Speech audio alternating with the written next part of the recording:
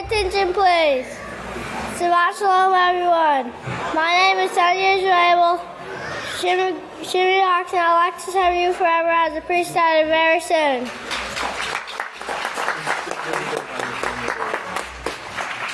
It's now time to start 5 year seats for Sabbath services. Hello, everyone. My name is Yisrayl. Benjamin Alexander Hawkins. My name is Yisrayl. Benjamin Alexander Hawkins. It's now time to start 5 year seats for Sabbath services. It's a privilege and an honor to present to you the sons and daughters of Yisrayl now entering the sanctuary.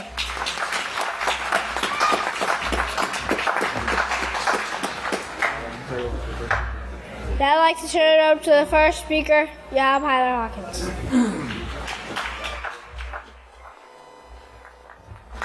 Shalom, may all be seated.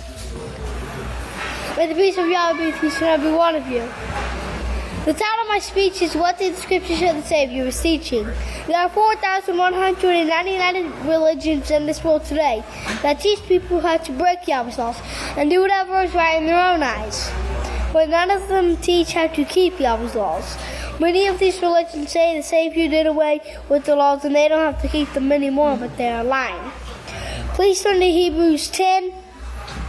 Please turn to Hebrews 10, 16, 17, 24, and to 25. Found on page 949.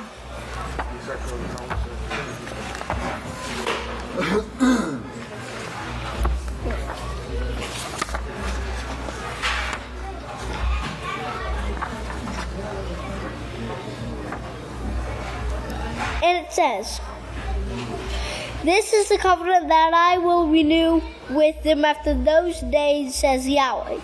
I will put my laws into their hearts, and in their minds I will write them." And then he says, "Their sins and iniquities I will remember no more."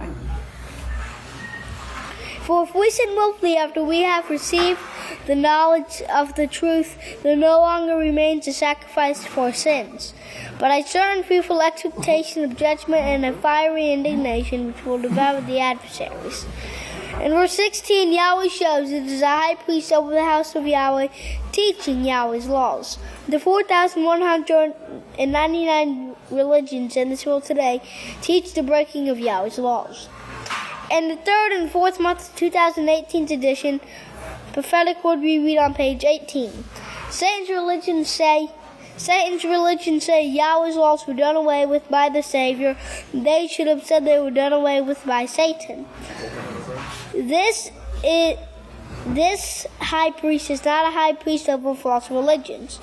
Satan and the gods are their teachers, and Satan they belong to.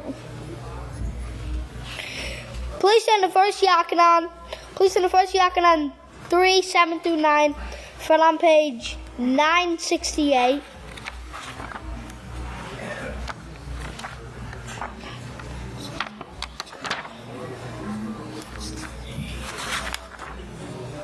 Found on page 965.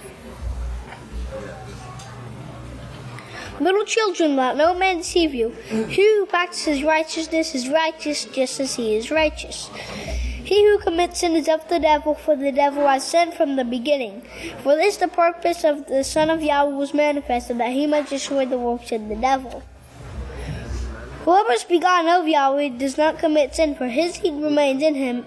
It is possible for him not to sin, because he has been begotten of Yahweh. This is why Yeshua came, and this is why he taught. Satan's ways to be evil like the gods, as it says in Genesis 3:5. But Yahweh's ways to be righteous throughout the keeping of his laws. He tells us it is possible for us not to sin, and Yahweh does not lie. Look at verse 10. "In this the children of Yahweh and the children of the devil are manifested. Whoever does not practice righteousness is not of Yahweh, and he does not love his neighbor." So we can see that it is the keeping of the laws of Yahweh that show we are his children and not the children of the devil. Only Yahweh can give life. Satan's plan is to destroy all mankind. But the house of Yahweh has been established in these last days to bring Yahweh's message to the whole world. To show Satan's way is evil, Yahweh's plan will succeed and the gates of hell will not prevail. May Yahweh bless your understanding. I'd like to turn over to study Yisrayl for prayer.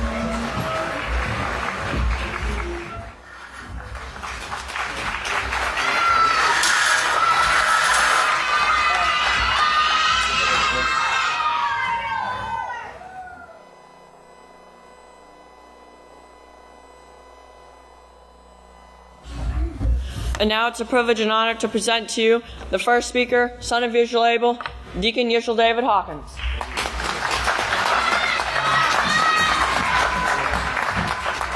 Shalom, everyone. Please be seated. Today I'm going to be talking about the race that we're running. I'm going to be talking about leadership in this race and how we can work together with one another, working with our brothers, and how we should be dealing with each other when it comes to running this race. If you'll please be turning over to 1 Corinthians chapter 9. 1 Corinthians chapter 9, and we're going to be reading from verse 25. And it says, everyone who competes conducts himself temperately in all things. Now they compete to obtain a perishable crown, but we for an imperishable crown. And in the verse before that it says, run your race so that you may lay hold of the prize and make it yours. So, at first glance reading these verses, somebody would think, well, we're racing against each other and we're trying to reach a prize and one person gets this prize. But that, of course, there's a lot more to this verse than competing or racing against each other. So what is the race? What is the race that we're running? Are we competing against each other? How should we deal with one another when we're running this race? Brother to brother, or sister to sister, and student and leaders. How should we deal with each other? The first thing that we need to remember is that the race is not against each other. The race that we're running is not a competition against each other. Praise Yahweh. And Pastor explained this very well with the statement that he made a few months back. He said, do your best to be more righteous than your brother. Now that's a big statement. But how do you be more righteous than your brother? If you have a problem with your brother because he's more righteous than you, are you being more righteous than your brother? No. So the way you be more righteous than your brother, if you have a competition mindset, is to do your best to love your brother, show respect to your brother, and there's no competition. We're all working together. So I want to paint a picture in your mind. How many of y'all remember, and I'm sure you do, the video of Pastor and the young men when they were running to the sanctuary with their Book of Yahwehs? Raise your hand if you remember that video. Okay, praise Yahweh. Now there was one thing that kind of stuck out to everybody at the end, and everybody gets a nice little hearty chuckle off of it. There's a young man at the end of the race. He dropped his Book of Yahweh and he's running really hard trying to catch up. And he's way behind everybody. Does everybody know what I'm talking about? Okay. Did he lose the race? No. Is he somehow less significant than everybody else because of his situation? No. So, remember that when we're dealing with one another. Okay? The race is not to the swift. Like Solomon said, the race is not to the swift, but it's to those who endure. It's to those who have the hurdles in their way, but they keep pressing forward. Okay, it's the effort that we put forth. It's the endurance that we put forth. So there's a misconception that comes from the world. It comes from, the worldly, in a lot of cases, the Olympic Games and things like that, that we have to race against each other. And if one person is better than us, we have to fight against them to get ahead of them or somehow pull them down. How many of y'all are familiar with Nathanyah Harding? Okay, it was a big story in the early 2000s, a big story. And Nathanyah Harding, she was an Olympic figure skater. And they were competing in the Olympics for a prize. And Nathanyah Harding, she set up a situation where her competition, and if you remember, they were both on the same team. They were both for the American team. But that was her competition. That was the person that could have outdone her. And what did she do? She arranged for somebody to break the other girl's legs. She arranged for I believe it was her ex-husband, to break the other girl's legs so that she could get the prize instead of the other girl. Now, I hate to say this, but it's easy for some of us to get that attitude in our minds that somehow we have to pull other people down in order to move forward. And that's never, ever the case. That's never, ever the case. So, and if you're unfamiliar with that story, look it up. Tanya Harding. That's the name of the person. So we should never, ever have that attitude. And I think sometimes we get confused with, don't let any man take your crown. And we feel like, well, I can't let him have my crown. I need to hold on to this and he can't have my position. But we have to remember that our positions are set. You know, Yahweh says we're going to be there if we work forward. And the only way someone can take your crown is if you let somebody talk you into doing something, and then that's your fault. It's not the other person's fault. Of course, they need to get with their counselors and things like that too. But it's up to us to hold on to our crown. It's not like we're giving it to somebody else. And everybody gets credit for working with this crown if you're doing the work. If you're a part of the House of Yahweh. Remember, we're getting this crown as a body. Now, another angle that we can look at for a crown. Turn over to Proverbs, please. Proverbs chapter 17. And verse 6. And it says, grandchildren are the crown of old men, and fathers are the glory of their children. Now, what is a grandfather to a child? He's an ultimate teacher, right? So that means that the crown of a teacher is his students. So all of us as we work together, the example that we're showing to each other, that's putting our crown. That's giving us a better crown. Okay, turn over to 1 Thessalonians chapter 2 and verse 19. 1 Thessalonians 2:19. And this is another scripture to back this up. It says, for what is our hope, our joy, our crown of rejoicing? Is it not indeed you in the presence of our King Yahshua Messiah at his coming? For you are our glory and our joy. Meaning our crown is something we're getting together as a body if we work together with one another. We're helping each other get that crown. We're not trying to take it from each other. So if our attitude as leaders or as brothers is to be a bully or to raise ourselves up as a god over someone else, we're not holding on to our crown. In fact, we're throwing it away.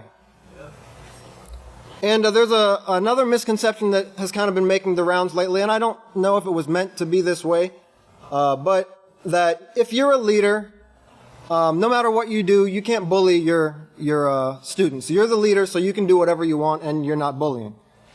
And don't ever let that get into your mind. Don't ever get that twisted. Because yes, a leader without the right attitude can be a bully. And in fact, most leaders are bullies because that's the way the world trains leaders, is to be a bully, to lead by force. But in the house of Yahweh, that's not what our attitude should be. A leader should be the greatest servant. Turn over to Ephesians chapter 6, verse 9. Ephesians chapter 6 and verse 9. It says, and you rulers, do the same thing towards them, giving up threatening, giving up bullying, knowing that your own ruler is also in heaven, and there is no respect of persons with him. You know, the whole idea of the job of a leader is to be the punisher or the enforcer, the guy that's above everybody else, is so twisted. Because if punishments worked, or punishments with teeth, punishments with a really harsh bite, if that worked, prisons would work. Because that's what prison is. But prisons don't work. The military would work. The whole attitude of the military, basic training, is to break somebody down to where they feel completely worthless, and then you put in them the attitude that you want. That is so satanic, it stinks. But that's the attitude, and that's the attitude of, a worldly leader. If punishments worked, the military would work. But instead we have people coming back from the military with post-traumatic stress disorder, unable to function in society, committing suicide by the thousands. That's what that kind of attitude brings. And that's what Satan wants. So we can't allow that to get into our heads. So the job of a leader is to lead and guide, to train, not to punish. The last time I spoke, I read a little bit from a letter from Kohan Yedidya, talking about leadership and how a supervisor, a parent, a teacher, whatever category of leader you fall into should be. This is from Kohan Yedidya, and he said that you have to be the greatest servant to the people. That's the job of a leader. No matter the job, you teach them. When you're showing them how to do something, you show them how to do it. You don't tell them and expect them to magically understand. You show them how to do it. And he says, it's never easy to be a leader or a priest. It's very hard work, and most of the time it never ends. Yes, toes will be stepped on and they will heal, but you have the best program to use, the peaceful solution. It has all the tools you need. Never give up on a worker. Never give up on a student. Never give up on a child. You lead from the front, not the back. If they get behind on a job, help them. See where it is at its weakest link and help that link. Be its strength. We're all going in together, so if the weakest link hasn't been helped because you're not helping it, a lot of that weight falls on you as a leader. So help the weakest link. This is how you will build trust among the workers. Now, something I want you to think of. Remember Genesis 1 verse 26, when it says, we will be given authority over all the things with which the earth creeps, right? Now, what has Pastor said? Why don't we have authority over the microbes right now? Because they don't trust us. So that means if you want to have true authority, you have to build what? Trust. If you as an authority build fear in the people who you are leading, that relationship is not going to work. That's the idea of the gods. So if the microbes fear us, they don't trust us and they don't do what we tell them to do. If I fear you as a leader, how likely am I going to trust what you say and be willing and have a great attitude to do it? It doesn't work. It simply doesn't work. That's why we're not to fear Yahweh, we're to reverence Yahweh, which is the deepest form of respect. And that's why it says trust in Yahweh, because a relationship has to be built on trust. That's the only way we're going to get authority over the microbes, is through trust. So that's the same thing with people. All right. So let's get back to this letter from Kohan Yedidya, and it says you have to build trust. Let me find it real quick. Among the workers, you give them the positive energy to get the job done, no matter how slow the job gets done. Always at the end of it all, let them know that they did a great job and every effort counts. When we used to pick the vegetables, I always told everybody that every veggie we picked was saving a life by putting food on the plate. You have to create the environment for them. You set the tone. If everyone is gloomy, what do you do? Ask them as to what area he would like to do today and have him help you with some job and cheer him up. Simple little things can go a long way. You can always, and he even says you can always get a cup of hot chocolate to cheer everybody up. And he's trying to say things, have the idea of being a help. Not the kind of tyrant leader that the Nimrod system was. And then it says humility comes before honor. And remember, that's the ultimate, what did he say? The white robe that we're trying to get is humility. And even as a leader, we have to be humble. So you lead from the front, he said, and not from the back. Now, what does that mean? I have a picture here. If I brought it, I hope I brought it. Tell me I brought it. Maybe I didn't bring it. Or maybe I did and it's over here and I can't see it. I guess I don't have the picture. Okay. Well, just imagine in your mind two scenarios. Okay? You have a team of workers and they're pulling a heavy load. Okay? Where should the leader be? In the front. Should the leader be in the back saying, you pull that load? No. Should the leader be up on top of the load making it heavier? No. Okay? So the job of a leader is to be in the front encouraging, leading and guiding, showing the way to do it. That's the job of a leader. That's the job of a teacher. Okay. So, there's also an example in the third book of, no, I didn't bring that either. But, in the third book of Israel, where Pastor talks about, he's reading from Genesis, and he says, you will be a ruler over many nations. And he mentions the word Yisrayl and how it means he who rules as Yahweh rules, or he who leads and guides as Yahweh rules. And he said, I've never raised myself up above anybody here. I consider myself to be the lowest servant. And that's what that means. A leader is to be a servant. He's to rule as Yahweh rules because Yahweh is the greatest servant of all. Praise Yahweh. So remember that. Please remember that. When we're dealing with each other, we're not competing against each other. A leader is not going to be given a less job because his students are better than him. The job of a leader is to raise students that will be better than him. That'll be a bigger jewel in his crown. That'll be his honor. So, and you have to care about the feelings of the people who you're leading. No, you don't judge by emotion. You don't judge when you get angry and get upset and blow up on people. Or, I feel sorry for this person, so I'm going to let sin slide. That's leading by emotions. But as a leader, you have to care about the feelings of others. Remember in Ephesians it said, fathers, don't provoke your children to wrath. Meaning you can do that. You can provoke your children to wrath by not caring for their feelings. Leaders, you can provoke the people who work for you to wrath by not caring about their feelings. So yes, a priest, a leader, a teacher should care about the feelings of others. And don't be a bully either. So, and there's another question going around, what occurred to the last generation of young people? And what can we do to keep this generation of young people here and make them leaders? The answer to that question is to be the true example of a positive, loving, caring leader that you want them to become. That's the answer to that question. If you be the example of the true caring leader that Yahweh wants us to see, that's the only way you can get success. That's the only way you're going to see success. There's 3 stages of growth when you plant seeds. There's the planting phase, the growing phase, and then the harvest phase. Now, let's say I plant a seed today, and then tomorrow I'm all upset because I haven't seen a harvest. I'm not getting my fruits yet. Does that make any sense? No. So, there's if you train and water the seed and lead it properly, you're going to get the results that you want. That's the attitude that we need to have. And then before I close, I want everybody to, there's a series of sermons entitled Preparing for Passover.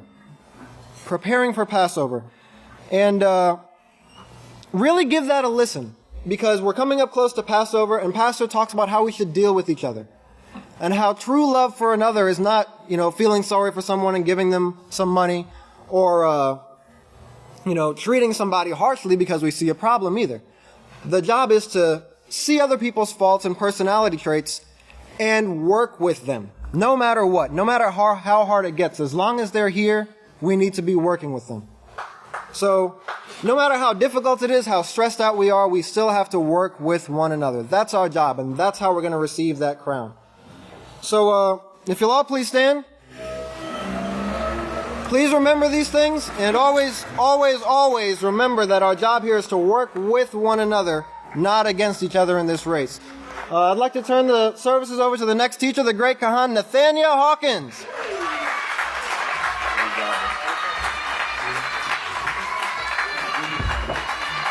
Shabbat Shalom, sons and daughters of Yahweh. You may all be seated.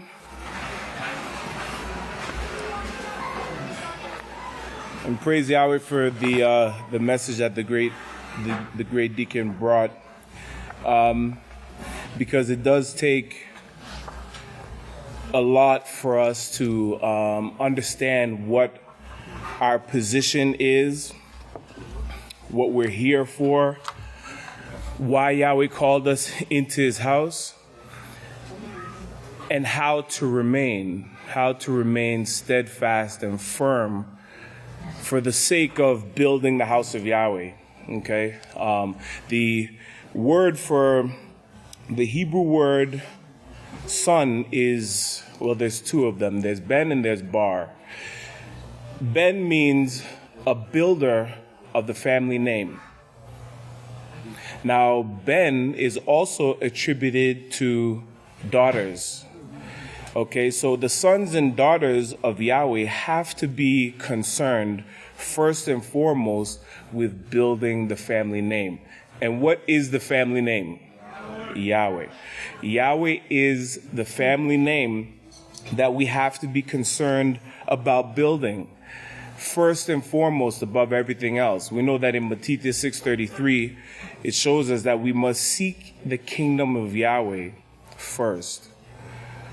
Okay, above all things. In order to be a benefit to our families, we have to seek the kingdom of Yahweh. In order to be a benefit to our brothers or sisters, we have to seek the kingdom of Yahweh. Because that's the only means by which we're going to, Yahweh has a great gift for us. And if you remember, Yahweh showed that the priesthood is the gift that we are all aiming for, especially in these last days. In this generation where our great teacher is showing us how to obtain the ability to resurrect and to give life to those who died previously. And only the priestly family could do that. And so this is what we're doing here now. I wanted to, give, and really just talk to the family of Yahweh about what it means to believe and the process of belief. Okay, because a lot of the times when we, coming to the house of Yahweh and being in the house of Yahweh, sojourning for so many years in the house of Yahweh, we kind of lose sight of what we're doing here, okay? All of us, we know the name Yahweh, we know the keeping of the Sabbath day, we know the great witness is obviously the last day's witness, and he is the one prophesied by Yahweh, and these examples are there. But when the daily grind starts to kind of like wear at us, right? And the everyday issues start to mentally attack us as the adversary is using in order to get us, then we start falling victim to illegal lust, okay? And some of those illegal lusts are fear, anger, frustration, retaliation, vengeance. All of these are illegal lusts. Okay, all of these things, because initially when you think of an illegal lust, you think of, things that are written in Leviticus 18. Okay, but for an individual to seek retaliation or to be fearful is an illegal lust. It's an emotion. It's an emotion that is out of control. Okay, anytime you hear the word phobia, it's a fear. Okay? Fears are things that cause us to react inappropriately. Because being mindful of Yahweh, perfect love casts out all fear. Okay, but this fear, a lot of the times we can't identify it.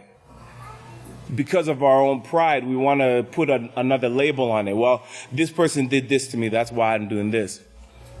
Well, I saw this, that's why I'm doing the thing that I'm doing. But Yahweh doesn't give us that option, Yahweh doesn't, there's some things that I had mentioned previously that, you and I we don't have the option of having a bad day. We really don't. And I would that, to really understand what that means, bad days are not allotted to us. When we have a bad day, we have to ask forgiveness for it. We have to repent for having a bad day. A bad day is not like a vacation day or a paid vacation day. And yes, you have your bad day, you're still at work and whatever and whatnot, and yes, you do get your blessing at the end of the week. But spiritually, and where it concerns Father Yahweh, you're not allotted a bad day. You're not given a bad day. Yahshua, what should we do about, Nathanyah, he just had a bad day. Okay, he broke all of these rules and regulations, all of these laws, but he had a bad day, so let me just You know, for you and I, being called out into the house of Yahweh, our undeserved pardon is over, really. It's over. And why is that? Because the scripture shows us plainly that judgment begins once you've come into the house of Yahweh. Okay? And that judgment is you and I being given the opportunity to make our calling and election sure.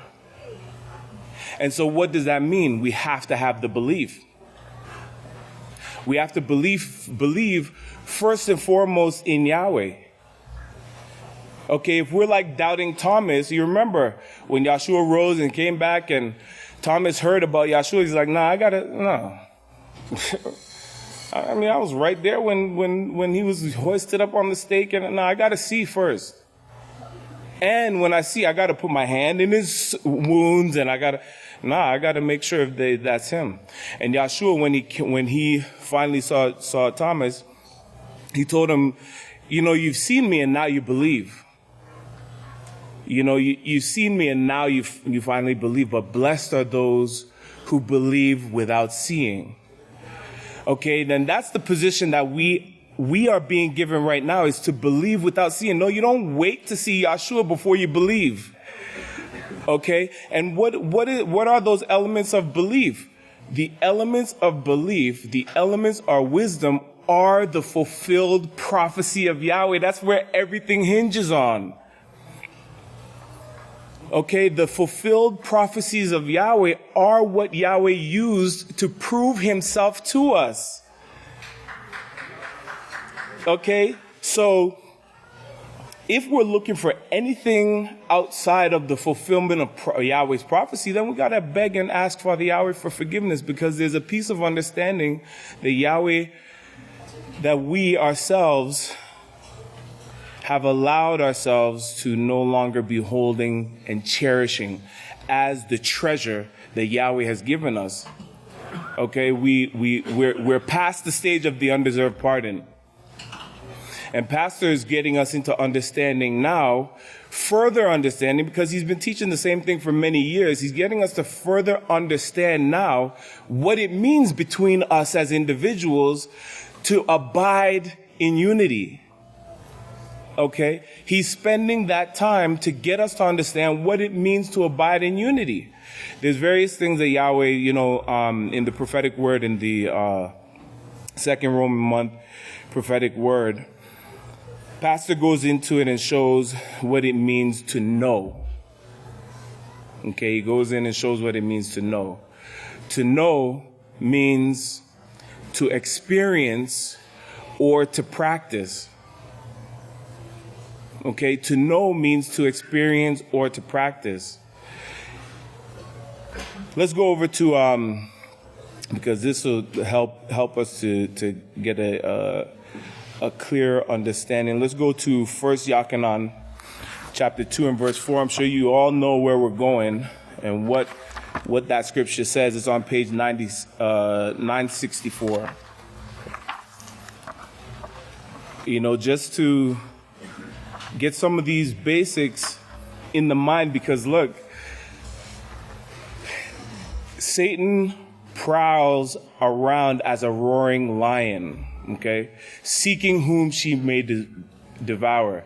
Now, we know that what a lion does is, the lion doesn't go after the gazelle that's leaping 12 feet in the air, and the gazelle know that. So when they see the lion, they're going to leap 12, 15, 14 feet in the air, okay, don't even try it, right here. Pick some of these other ones. So what the adversary does is the same thing. She'll get after you at your weakness.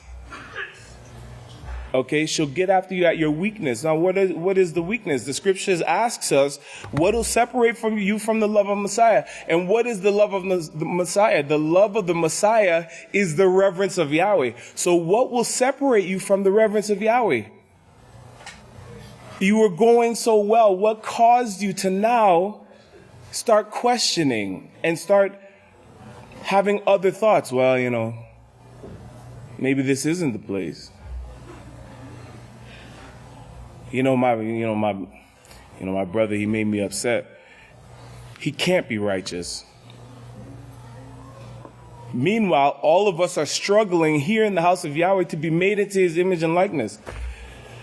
So let me go over to First Yachanan, chapter 2 and verse 4, because you remember, to know is to practice and experience.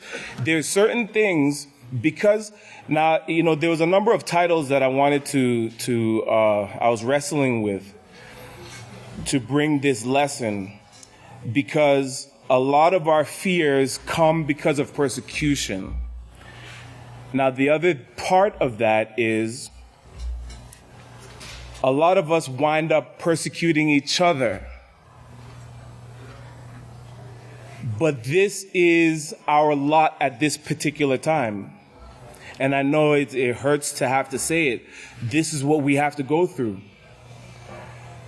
Okay? This is what we have to go through. It's one thing to suffer unto death. But again, in the Prophetic Word magazine, there's a scripture that shows that, look, don't fear those who could kill the body, because once they kill the body, it's over for you. It's done.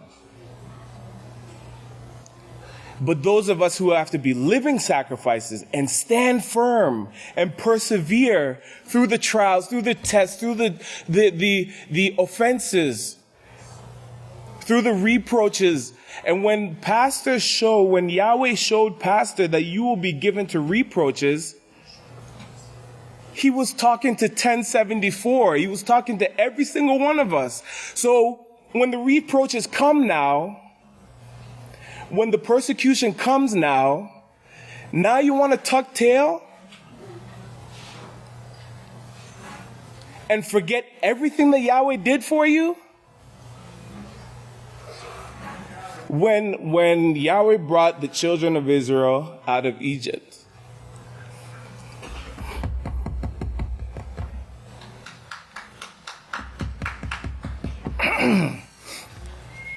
when Yahweh brought the children of Israel out of Egypt, he showed them a lot of things. But those same children, they never became Yahweh's people. Yahweh picked one from a city, two from a country. They never gave themselves over to Yahweh. But what's occurring right now in Yahweh's house is we're being given the opportunity to fulfill what they didn't. Okay, we're being given the opportunity to fulfill what they didn't fulfill. And this is why the scripture says many prophets, many of Yahweh's people have wanted to see what you're seeing right now. When Daniel showed that knowledge will increase, and because of that knowledge increasing, many will go to and fro. What did that mean? Many will start being boggled by the information. Oh, well, I saw this, so now that's what I'm believing. Oh, I saw this, so now that's what I'm believing. Not when it comes to Yahweh. And not when it comes to what Yahweh said that we should do. So anyway, let's go on 1 Yachanan 2 and verse 4. It says, he who says, I know him, but does not keep his law is what? And the truth is not in him. The keeping of the law, the keeping and the understanding and the adhering to the prophecies is what makes a son or daughter of Yahweh. Coupled with the foundation, and what did Pastor say the foundation was? He said it was the writings of the prophets and the apostles. Why is that important? Why is the writings of the prophets and the apostles important? Because when the prophets and apostles wrote, they told you how to think about Yahweh. They showed you how to think about Yahweh. When Yashub was going through all of the issues, and yes, that fear, Yashub was fearful. He was scared. To the point where if you read chapter 10, again, you're going to be like, Yashub, don't say it. He said it. Shoot. Because he had that fear. He was taken by that fear, gripped by that fear. Gripped by the things that will separate you from the love of Messiah. This is why the scripture says, what is it that's going to separate you? Is it persecution? Is it trials? Is it money? Entertainment, what is it? What's going to separate you? And you will be put to the test. Yahweh's going to find out. What is it going to take? What is it? What is that button that after so many years, this one thing can occur, this 2 things or 3 things or 100 things can occur, and that person will eventually not stand up for Father Yahweh anymore. The prophecies, the fulfillment of prophecy is our only thing that we can hold on to as the evidence that Yahweh is alive. Okay, this is the only thing that we have. And this is why we're told in Isaiah 34, search out the book of Yahweh. Search out the book of Yahweh and read. Right? You know, the great deacon was talking about the humility. And humility, if a person doesn't have wisdom, trust me, humility is a great supplement. It's a great supplement. You know, I was telling one of the brothers, we were having a nice conversation, and what we were saying was, if humility is a probiotic, thankfulness is a prebiotic. And that's for real.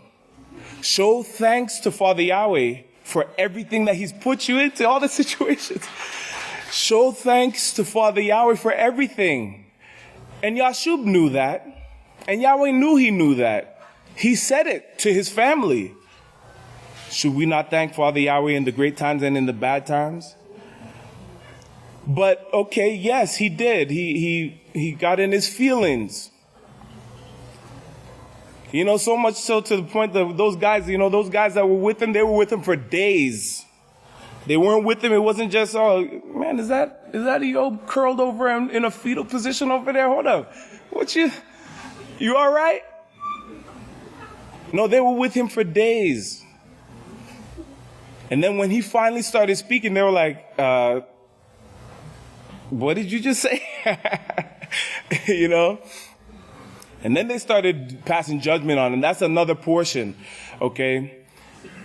When people are going through struggles, when people are going through trials, when all of us are going through trials, tribulations, let's not judge the individuals, okay? Because you never know what type of test it is. It could be a test directly for you. That person who you're judging now might not even be accountable. You and I don't know. Why? Because judgment is reserved for the Son of Yahweh. Judgment is given to Yahshua, and judgment will be given to Yisrayl Hawkins. Why? Because he's prophesied of. He's prophesied of.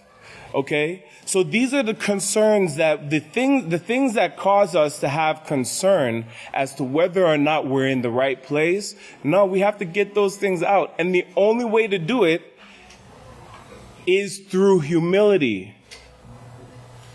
Okay? And add to that humility knowledge, know Yahweh, practice and experience Yahweh. Experience is not the best teacher of sin, the consequences of sin. But experience is the best teacher of righteousness and Yahweh's law. The best. So,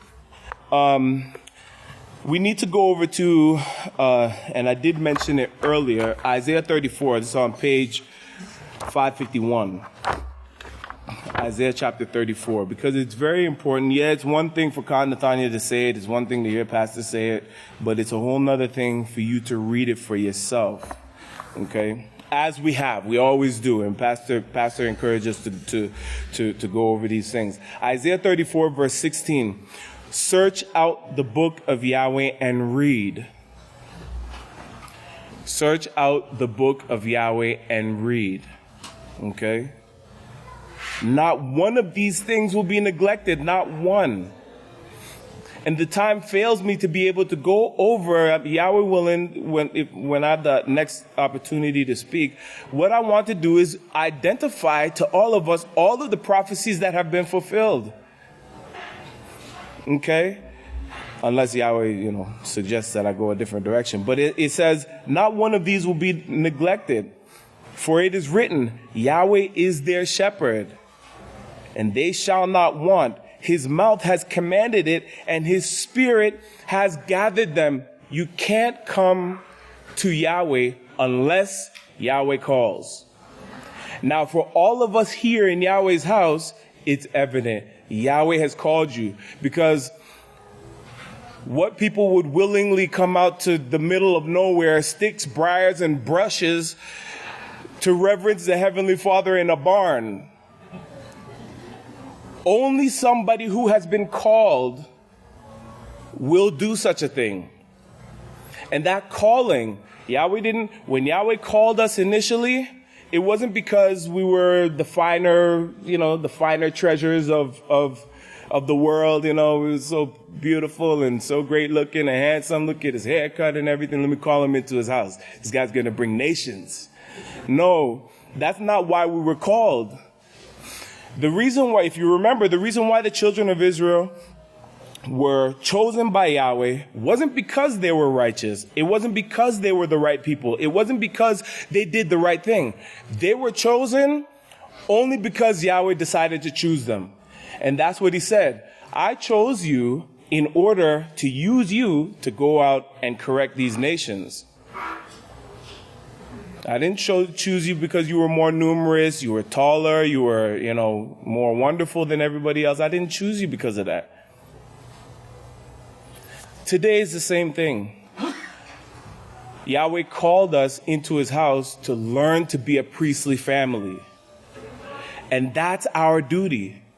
But it begins with believing in Yahweh. First and foremost. That's the most important thing. The second is like unto it. Serve your brother. Okay? It's like unto it, because you can't serve Yahweh without serving your brother. What does that mean? That means when your brother rubs you the wrong way, pray for him. When your brother or sister does the wrong thing to you, do the right thing to them. Ask Father Yahweh to forgive them. When your enemy is coming against you, this is what the scripture shows, is that your enemies, you'll be able to destroy your enemies by turning them into friends. That's what the plan of Yahweh is, to turn that nation will not fight against nation, that these swords will be turned into plowshares. What does that mean? When those swords are coming against you,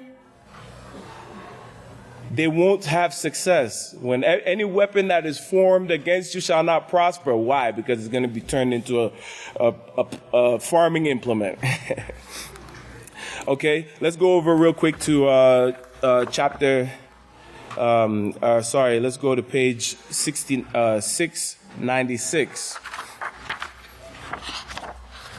696 is the book of Amos.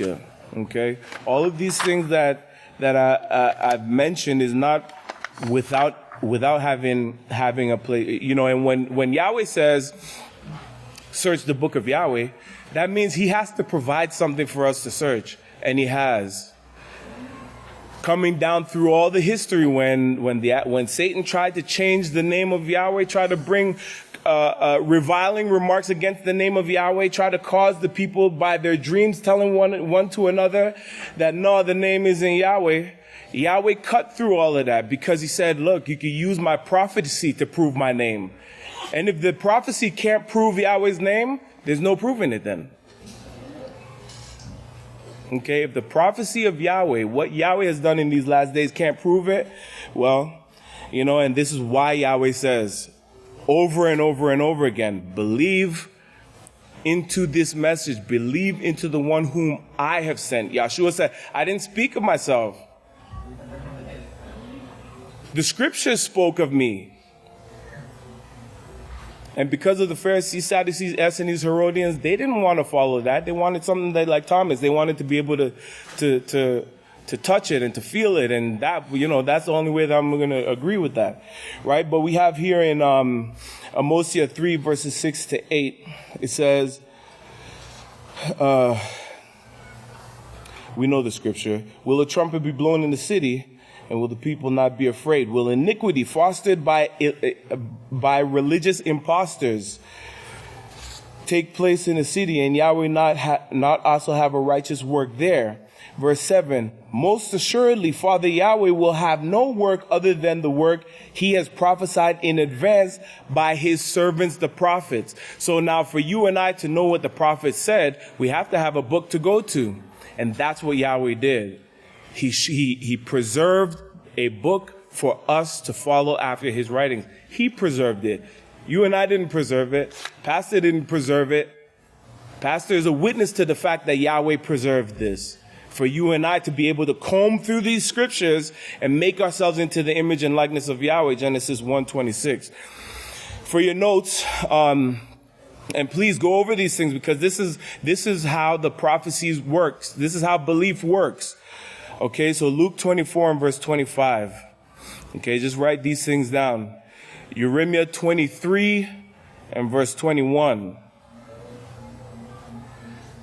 Isaiah 8 and verse 20.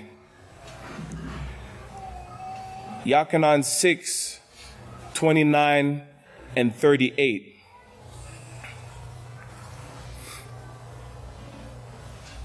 Matthew 24 and verse 5. 1 Yachanan 5 verses 1 and 10 to 12. These are just a few scriptures that show you what belief in Yahweh is. Yahweh is not a respecter of persons. We have to meet a standard. All the blessings have criteria to them. Okay? Any blessing that Yahweh has to offer us has a criteria that we have to meet. If we don't meet that standard, guess what? We just don't have it. And it, when the adversary lost her ability to maintain flesh, it wasn't because Yahweh was mad at her. Yahweh wasn't heartbroken and upset and everything.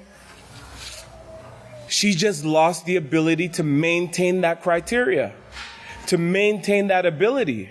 She just couldn't lift that load anymore to maintain flesh. Okay, Yahweh's not a respecter of persons, and he wants all of us to meet the standard, to meet the qualifications that it takes to be known as a son and daughter of Yahweh. It's an awesome thing. You're in the right place. Be thankful to Father Yahweh. Okay, you're in the right place. Do not let go. Hold on for it, because it's coming. Praise Yahweh. If you'd all please stand, I'd like to turn the floor over to the great Kohan Yeshua Hawkins. Praise Yahweh. You may be seated.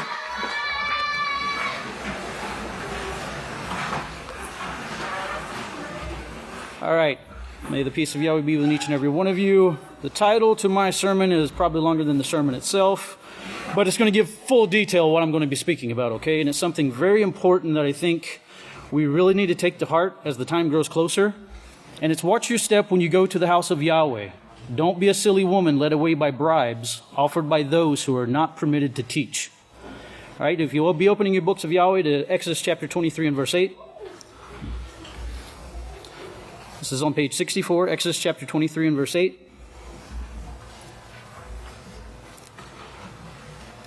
It says, "Do not accept a bribe, for a bribe blinds those who see and twists the words of the righteous." All right, so just to cover what a bribe is real fast. All right, this is from Merriam-Webster's, and it's from bribery. All right, it's money or favor given or promised in order to influence the judgment or the conduct of a person in a position of trust. All right, it's not just speaking of people that are in high positions. This is speaking people in trust. All right, each and every one of us are being taught to be what? Leaders, teachers, educators, all of us should be trusted. We should be in that position of trust. And we can't allow anyone to influence us to go outside of those things.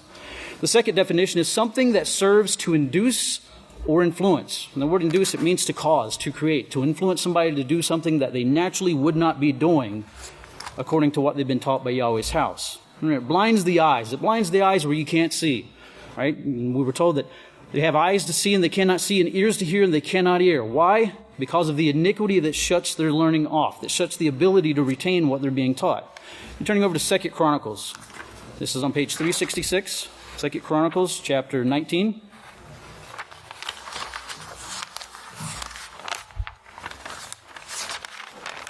We'll start in verse 4. So Jehoshaphat lived in Jerusalem, and he again went out among the people of Beersheba to the hill country of Ephraim and turned them back to Yahweh, the Father of their fathers. All right, so turn them back. The children of Israel, they left again. So turning them back, always trying to bring them back to Yahweh, because they were a very stiff-necked, stubborn people. They wanted to be just like the other nations. Right? When we're taught to seek Yahweh's house, we're told, do not be like these other nations. Don't do whatever is right in your own eyes. Make sure after you seek the house of Yahweh and you come to the house of Yahweh, come to be taught. Come to be educated. Don't come giving your own opinions. Now may the reverence of Yahweh here in look at verse 6. He says, and he instructed these judges, consider carefully what you do. So consider carefully, all right? In the back of the book of Yahweh, the law about judges not accepting a bribe, all right? This is actually in the back of the book of Yahweh where we have the positive and negative laws. It's actually, or the prohibitive laws, it actually says don't use your own opinion in your judgments, all right? Stay away from using your own opinions. All right, and he instructed these judges, consider carefully what you do, for you do not judge for a man, but for Yahweh who is with you in the judgment. Now may the reverence of Yahweh be upon you, and be careful what you do, for in Yahweh, our Father, there is no injustice, no partiality, nor the taking of bribes. Remember, a righteous tree cannot bring forth fruits of iniquity. Yahweh cannot bring forth these things, neither can his house. This is the tree of righteousness that we're standing here this very day. And it's impossible for Yahweh's house to lead us into sin. Impossible. That's a promise from Yahshua Messiah. The only thing that leads us into sin, we'll cover that in our last verse. Continue on, verse 8. Now Jehoshaphat also appointed at Jerusalem some Levites, priests, and some of the chief leaders of Israel to administer the law of Yahweh and to settle disputes. They also lived in Jerusalem. He ordered them, saying, you must perform your duties in the reverence of Yahweh faithfully and with a perfect heart. All right, with a perfect heart. That means making sure everything is done exactly as you've been taught to do. Not only what you think should be done, but if you don't understand what should be done, you seek those who have the authority over you to make sure everything is done properly and according to Yahweh's instructions inside of his house. In verse 10, whatever case comes before you from your brothers who live in your cities, whether bloodshed or various offenses against the law or commandment, against statutes or ordinances, now remember, Pastor covered that commandment last week, you are to warn them not to trespass against Yahweh, or his wrath, which we know is judgments. These judgments are sure, they're steadfast. We were warned in Deuteronomy chapter 28. Commit these sins and these consequences, these curses you're going to bring upon yourself. Perform my laws righteously and diligently. These are the blessings that you'll bring upon yourself. And not only upon yourself, but upon everyone that's around you. He says, as well as your brother. And however, if you warn them, you will be guiltless. All right? Yahweh's house has warned us. Not one single individual that's here in this world today can say we haven't been warned.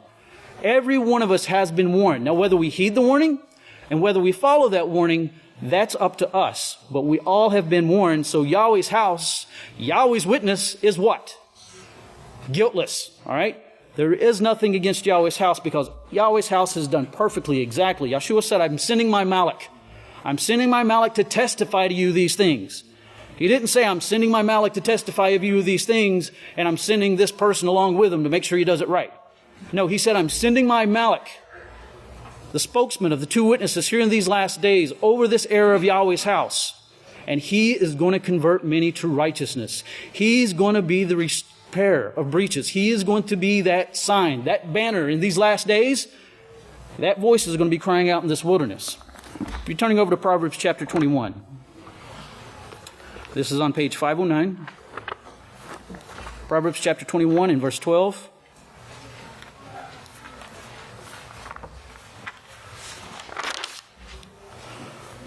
Proverbs chapter 21 and verse 12. It says, the righteous wisely take note of the house of the wicked and their mistakes. For Yahweh overthrows the wicked for their wickedness.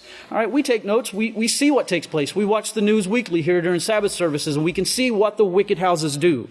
We can see the mistakes they're making. And we have a witness here witnessing to the fact what curses they're bringing upon themselves and teaching us, this is the way, walk you in it. Whosoever shuts his ears to the cry of the poor will also cry himself and will not be heard. Now, we see this in the house of the wicked a lot, all right? They're willing to do everything on Christmas. They're willing to do everything on Thanksgiving, or the rest of the year, no, we're putting a wall up and we're not allowing anything in. We're not going to take care of the people. Yahweh said to serve the people. All right, we're here to serve those who are coming. All right, we're here to serve those who want to be a part of Yahweh's work. For those who are striving for a better life, for those who are seeking perfection, we are the ones entrusted with teaching them that.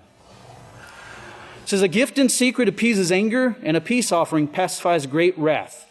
A gift in secret appeases anger. You know, a lot of times this can be considered a bribe. You know, taking these things behind closed doors, I can overlook a fault of somebody as long as you give me this. You know, pay me money or do this for me and I can overlook your fault. That's not the way we're supposed to be in Yahweh's house. In verse 17, he who loves pleasure will be a poor man, but he who loves wine and oil will not be rich. Remember, hurt not the oil or the wine, that lifestyle. So he who seeks after that lifestyle, they're going to lose everything. Because the richest we seek for is the riches in the kingdom that Yeshua said, seek the kingdom first. All these other things will be added. But if you seek after that lifestyle now, you won't be rich in Yahweh. We won't even be a part of Yahweh's house because we can't be used. In verse 17, he who loves pleasure more than a poor man, and he who loves wine and oil will not be rich. The wicked will be a ransom for the righteous, and the unfaithful will be a ransom for the upright. All right, immediately, this go into Revelation. Remember, we had these things covered, taught to us, you know, out of the assemblage of the accuser. Those who fall away, their lives are given as ransom for our lives. In verse 20, there is a treasure of choice food and oil in the house of the wise, but a foolish man consumes it. All right, be turning over to Revelation chapter 3 and verse 7. We're going to cover what I just talked about. Revelation chapter 3 and verse 7. It's on page 973. And to the Malach of the congregation of the House of Yahweh in Philadelphia write, these things says he who is holy and he who is true, he who has the key of David, he who opens and no man shuts, and shuts and no man opens. I know your works, each and every one of us, our works, we are known by our works. Can a tree of righteousness bring forth fruits of iniquity? No. But a tree of iniquity cannot bring forth fruits of righteousness either, and it is cut down and cast into the fire. He says, I know your works. Behold, I have set before you an open door, and no man can shut it. For you have a little strength, and have kept my word, and have not denied my name. You've not denied my name. You've not denied the authority that I've sent to you in these last days. We can use the name Yahweh all we want. We can say we're members of the house of Yahweh all we want. Then we can speak against anything that we have been taught by Yahweh's house, and we deny the authority of it. In verse 9, behold, I give you out of the assemblage of the accuser, who preach themselves to be those who worship Yahweh, and they are not, but they attempt to deceive by falsehood. Behold, I will appoint them for the purpose of worshiping in the presence of your footstool, and they will understand that I loved you. You're going to have all those riches, not the filthy riches of this world, the things that fulfill illegal lust or anything like that, but the riches that bring forth true joy. In verse 10, because you have kept the word, that is the law of my patience.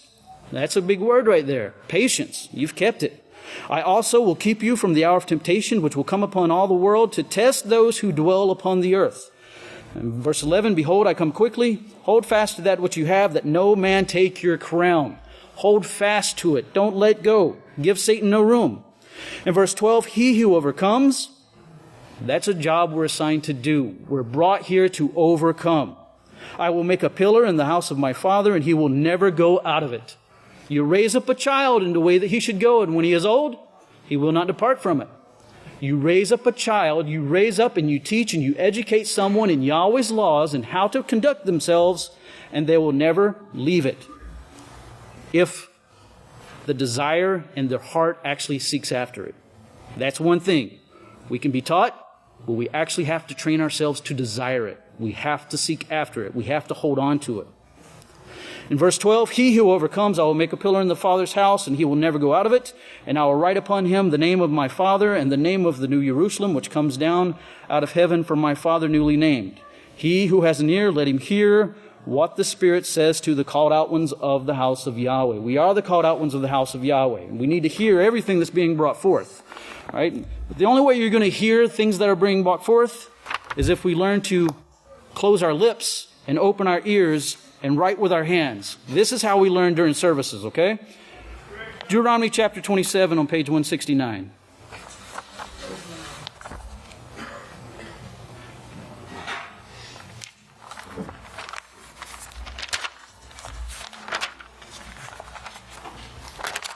Deuteronomy chapter 27 and verse 24. Cursed is the one who kills his brother secretly. All right. Now this is speaking of one who slanders or backbites. So cursed. All right. This is one of the things we're warned about. Don't do these things. You're going to bring curses upon yourself. If you go around gossiping, slandering, or doing anything, it doesn't matter if what you're saying is true about a person. It's still slander. It's still destroying someone's character. It's still destroying their reputation. All right. Give each and every one of us. None of us were brought here perfect, but Yahweh is making us into pillars inside of His house. We shouldn't be the ones trying to break down those pillars that Yahweh is building. In verse 25, he says, "Cursed is the one who takes a bribe to kill an innocent person. Then all the people shall say, so be it." All right? How do you kill someone? Yeshua said, it's not by murder. You kill someone by speaking evil of them, by hating them. These things are murder. And if we do these things can separate us from the kingdom of Yahweh. In verse 26, "Cursed is the one who does not uphold every word of this law by carrying it out. Then all the people shall say, so be it." Now be turning back over to Exodus chapter 23.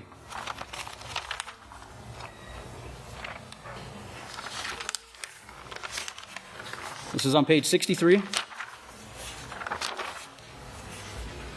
Exodus chapter 23 and verses 1 through 3. It says, "You shall not spread a false report. Do not help an evil man by being an unrighteous witness." We have to make sure we gather the facts. Or as another word, as the law said here in Exodus 23 verse 8, make sure you don't do things according to your own opinions. All right? Make sure we're doing things according to what we've been taught, how we've been educated. In verse 2, "Do not follow the crowd in doing evil. When you give a testimony in a lawsuit, do not pervert justice by siding with the crowd." All right? We have to make sure everything we do is done in accordance to what we've been instructed by Yahweh's house, making sure that we don't go outside of it. All right? Just because the crowd decides this is what should be done, we've seen that in the past. Many people have decided Yahweh's house is not the place that needs to be bringing forth Yahweh's laws anymore. Yisrayl Hawkins needs to be removed. Where are those people now? Yahweh's house is still standing. Yahweh's work is still growing. The gates of hell will not prevail against this work in these last days. That is a promise. In verse 2, "Do not follow a crowd in doing evil when you give testimony in a lawsuit." In verse 3, "And do not show respect of persons to a poor man and his lawsuit." So all these things are teaching us how we should be, never wavering. All right? We should be who we are. The character that we bring forth should be continuous. It should be constant. All right? It should be something that's continuous and constant with us. Turn over to Leviticus chapter 19. Leviticus chapter 19. Here in verse 16 it says, "You shall not go about talebearing or slandering among your people." It says, "Do not do anything that endangers your brother's life. I am Yahweh." Do not do anything. You notice a lot of times Yahweh always adds into the end of it, don't do anything. Just in case you had a question about this, don't do anything. All right? The commandment that says you shall not lust after your brother's possessions, your neighbor's wife, or whatever, in the end it says what? Don't lust after anything that belongs to your brother. The same thing here. Don't do anything that endangers your brother's life. All right? In verse 15, "Do not pervert judgment. You shall not show partiality to the poor, nor honor to the person of the great. In righteousness you shall judge your brother fairly, according to the laws of Yahweh. As taught by Yahweh's house, we shall judge these things," making sure everything is done properly. Do not endanger your brother's life here in verse 16. How can we endanger our brother's life? All right? One way we can endanger our brother's life is if we're sitting here trying to learn, trying to be taught, allowing Yahweh to speak to us from between the mercy seat, to sit here and give our own opinions while we're being taught. To bring everybody's attention off of the speaker and to bring it on to us. All right? Many times we've heard the announcement, especially on the Facebook with the official House of Yahweh. All right? Save your comments until the end, when it's over. All right? House of Yahweh at Abel, save your comments until the end when services is over, okay? And don't save them for the parking lot, all right? We don't need parking lot preachers. What we need is people that can sit here, listen, and apply what we're being taught. If we can do this, I guarantee you the kingdom is going to come and we're going to be ready. If we continue to fall short of this, we're only holding ourselves back. Be turning over to 1 Timothy chapter 6. This is on page 936. 1 Timothy chapter 6 and verse 3. If any man teaches differently and does not agree to the sound instruction, the words of our King Yeshua Messiah, and to the doctrine which is according to holiness, all of which are the laws and the prophets. All right, so if any man teaches differently, if any woman teaches differently, if any child teaches differently, anyone, all right, let's add that anyone, if anyone teaches differently. Verse 4, what's the first thing that Yahweh says here? He is proud, understanding nothing, having a morbid interest in disputes. So when we have people teaching outside of what we've been taught, all right, the priest of Yahweh never get up here and teach you anything new. We only teach what we've been taught by the witness in these last days. If we teach according to our own opinions, it's not of Yahweh. We have to make sure we're in unity. When we are being sent out to the rest of the universe, now is the time that we're going to prove that we're going to speak exactly according to what we've been taught. If we can't prove it now, Yahweh knows we're not going to do it when we're sent off onto another planet to try to educate the rest of this universe. He is proud, understanding nothing, having a morbid interest in disputes, from which come envy, strife, rivaling, and wicked suspicions. Wicked suspicions. Yes, creating doubt. I'm going to put doubt inside your mind because I'm going to teach you what the house of Yahweh is really all about. You want to learn what the house of Yahweh is all about? Pray that Yahweh places a guard over the doors of our lips. In verse 5, in perverse disputions, he says, by men of corrupt minds, destitute of truth. Destitute of truth, that means they're lacking in the laws of Yahweh. Imagining that holiness is a way of making financial gain. Part of that bribery system there again. From such, withdraw yourself. Come out from among them and be separate. In verse 6, but holiness with contentment is great gain. For we brought nothing into this world, and it is certain that we can carry nothing out. So we can seek after these riches all we want to, but it's not leaving this world with us. When we die, we die. In verse 8, and having food and clothing, let us be content with these. Let us be content with everything that Yahweh provides us with. Everything that we have need of, I guarantee you, each and every one of us has it. In verse 9, but those who want to become rich will fall into temptation and a trap, and into many foolish and harmful lusts. All right, many people fall into those bribes. Oh, you come work for me. You come work for me on prep day, and I'll give you some money. That way I can take care of you. All right, that's part of that bribery system right there. Which drown men in destruction and in perdition. All right. You're turning over to 2 Timothy chapter 2.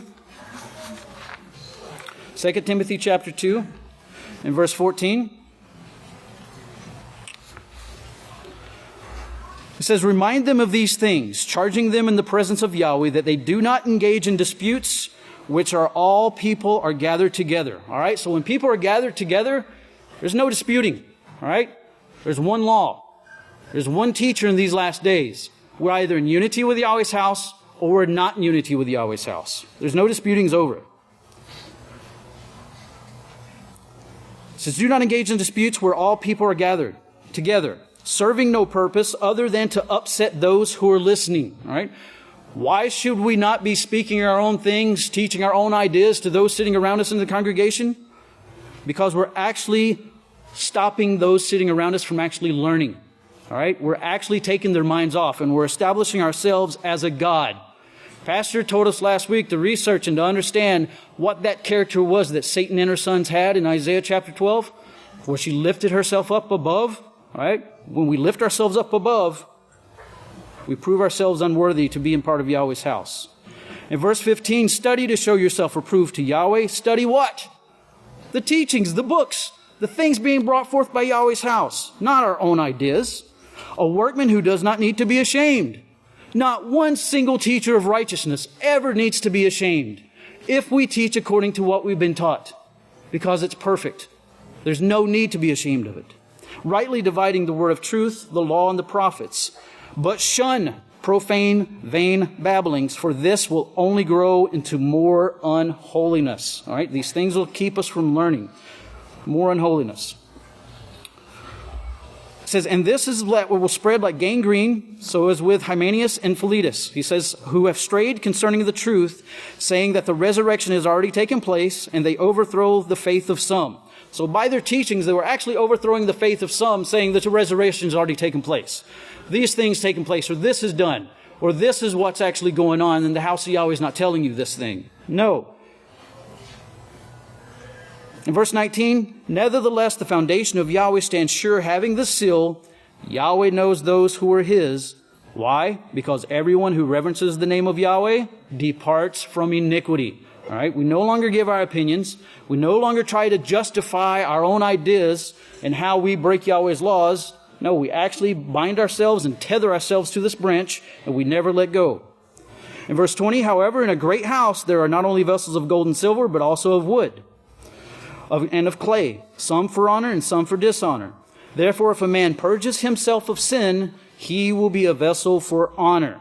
Each and every one of us, that's what we're here for, to purge ourselves of sin, sanctified and fit for the Father's use and prepared for every righteous work. We can actually be prepared to be used in every part of Yahweh's work if we obtain that ability. And flee from your youthful lust. That lust we had when we were brought here. When Yahweh called us out, we're supposed to flee. Put off the old man, put off the old woman, but follow after righteousness, faith, love, and peace with those who call on the name of Yahweh out of what? A pure heart. Okay? In verse 23, but have nothing to do with foolish and uninstructive controversies, knowing that they only generate strife, battle, controversy, and fighting. And a servant of Yahweh must not strive. Rather, he must be gentle to all, capable of teaching, patient. All right? Capable of teaching and patient. Even if your idea when you came to the house of Yahweh wasn't, I'm going to be a teacher, we're all teachers. Everything we do, we're teaching. We're educating everyone around us. Every decision we make, every word we speak, we're teaching and we're educating. We have to do this in what? Verse 25, in humility, instructing those who are in opposition, since it may be that Yahweh may grant them repentance so that they can come to the full knowledge of the truth. Whenever we're instructing, when we're teaching, and we're educating, all right, we need to take a proactive stance on it, not a reactive stance. All right? Yahweh's house is about proactive, which means you're trying to prevent. You're actually involved. You're actually teaching and educating, trying to help people make better choices. Not wait until somebody makes a mistake and then react to it.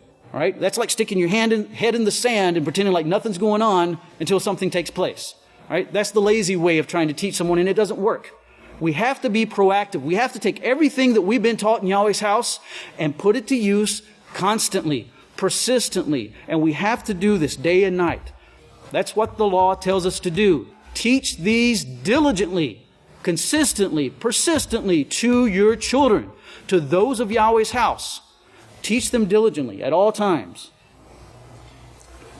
Turning over to 1 Timothy chapter 2. 1 Timothy chapter 2 and verse 8.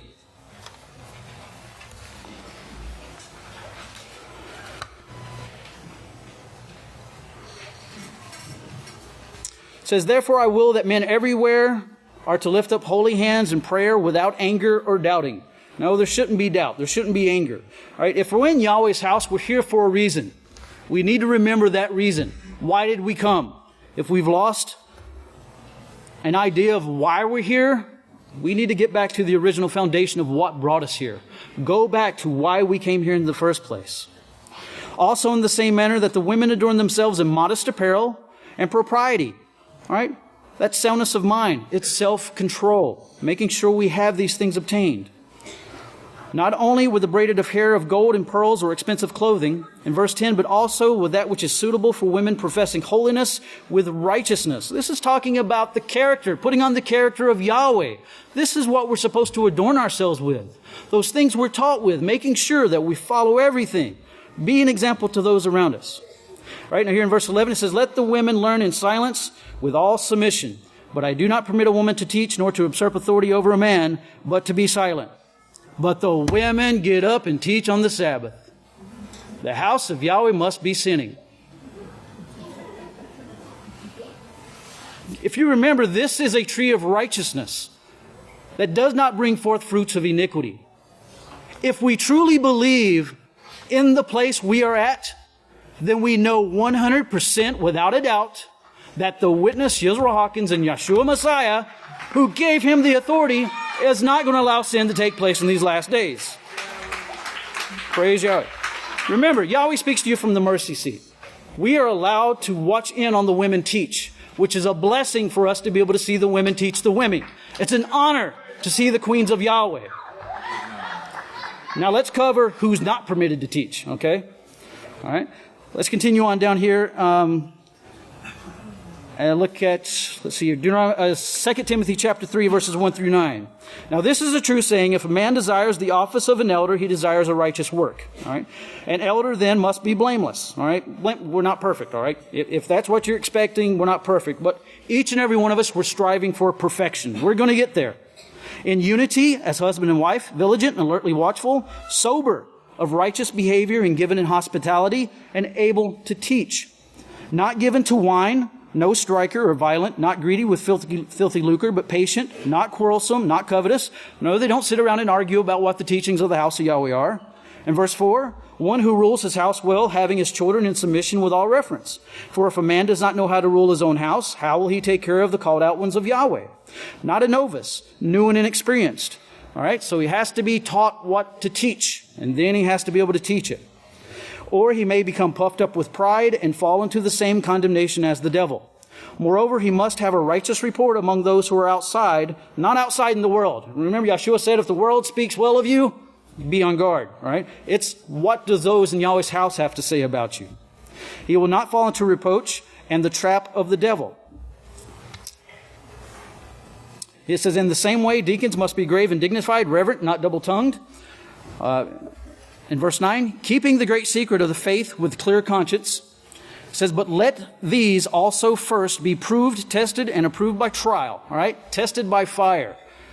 Then allow them to serve as deacons and being found blameless. In verse 11, not be slanderers.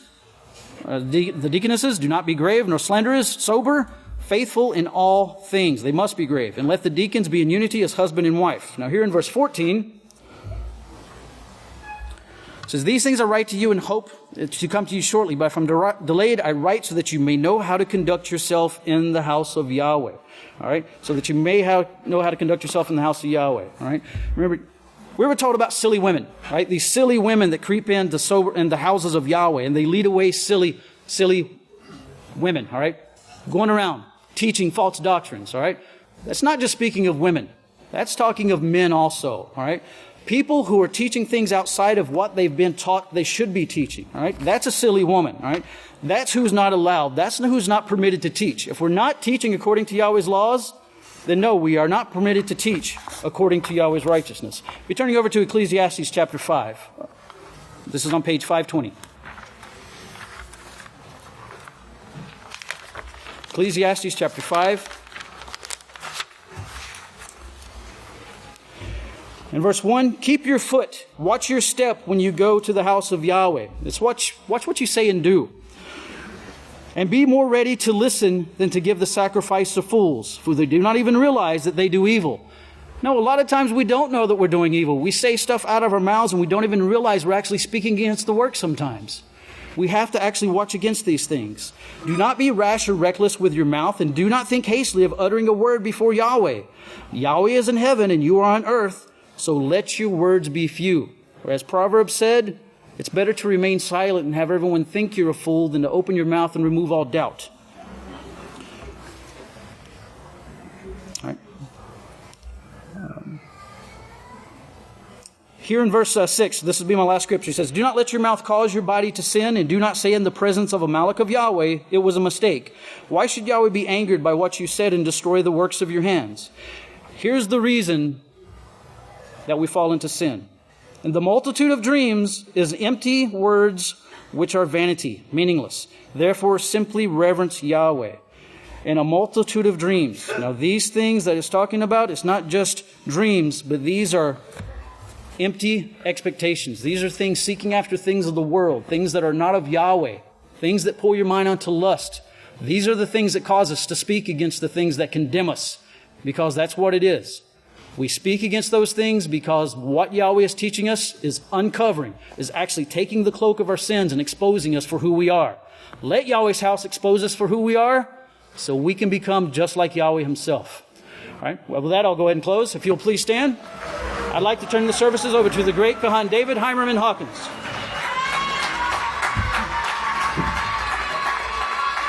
Shabbat Shalom, everyone.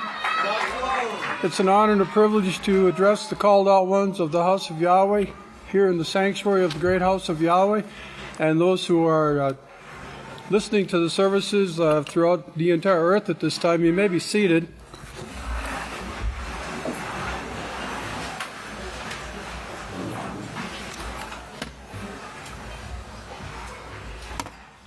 The title of the sermon today, to get my technology set up here. The title of the sermon today is The Last 3.5 Years, Damascus, the Prophecy of Doom of the Word of Yahweh against the land of Hadrach, and upon Damascus it rests. And that's Zechariah chapter 9, verse 1. And today's date is the moon donkeys, 11/2/16 of 2019. Now, the sermon today is based on a sermon that Pastor did back in 2018 on Abraham 29, the 8th Roman month, 11th day.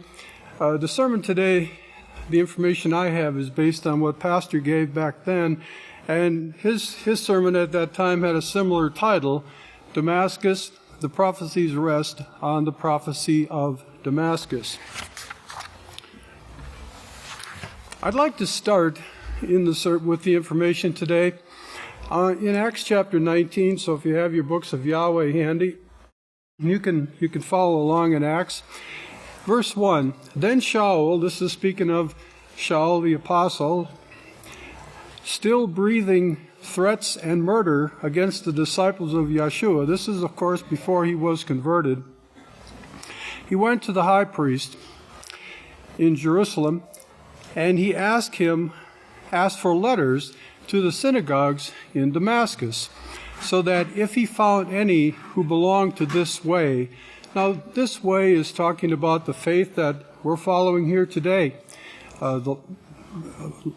believing in and obeying the overseer who's Yahweh put over this house, teaching and obeying the laws, the 613 laws of Yahweh, and understanding that Yeshua is our perfect sacrifice and the high priest over the house of Yahweh. So this is the way that's being spoken of here. Whether they were men or women, he might bring them bound to Jerusalem. As he journeyed, he came near Damascus, and suddenly he was surrounded by a blaze of light from heaven. And he fell to the ground and heard a voice saying, Shaul, Shaul, why do you persecute me? Now, this was Yeshua's voice, speaking directly to the apostle Shaul in verse 5 here. And Shaul said, Who are you, ruler? And Yeshua said, I am Yeshua, whom you persecute. Fierce are you with the unruly prodding rod in persecuting the called out ones. And he, Shaul, trembling and astonished, said, Ruler, what would you have me to do? And Yeshua said to him, Arise and go into the city, where it will be told you what you must do. And the men who journeyed with Shaul stood speechless, hearing a voice, but seeing no man. And Shaul got up from the ground. He was knocked to the ground by this voice and this light. And though his eyes were opened, he saw no one. He was temporarily blinded. So they led Shaul by the hand and brought him into Damascus. And he was 3 days without sight, and he neither ate nor drank. So now let's skip down to verse 19 of Acts chapter 9, the same chapter. And after Shaul had eaten some food, he was strengthened. Then Shaul remained many days with the disciples who were in Damascus, and he learned about Yeshua, the things that he did, and he was converted. Shaul preaches Yahweh through Yeshua, and soon after he preached Yeshua in the synagogues, that he is the Son of Yahweh, and all who heard Shaul were amazed, and said, Is this not the very man who destroyed those who were called by this name in Jerusalem, and came here to Damascus for the purpose of arresting them and taking them bound in chains to the chief priest in Jerusalem. So they were utterly amazed at the turnaround that Shaul had made in becoming one of the believers in Yeshua.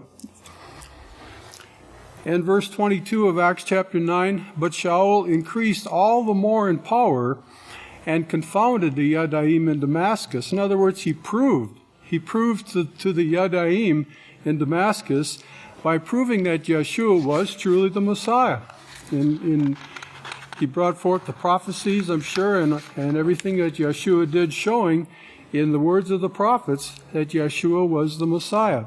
So Shaul in Damascus, the plot to kill him, returning to Jerusalem to preach the word.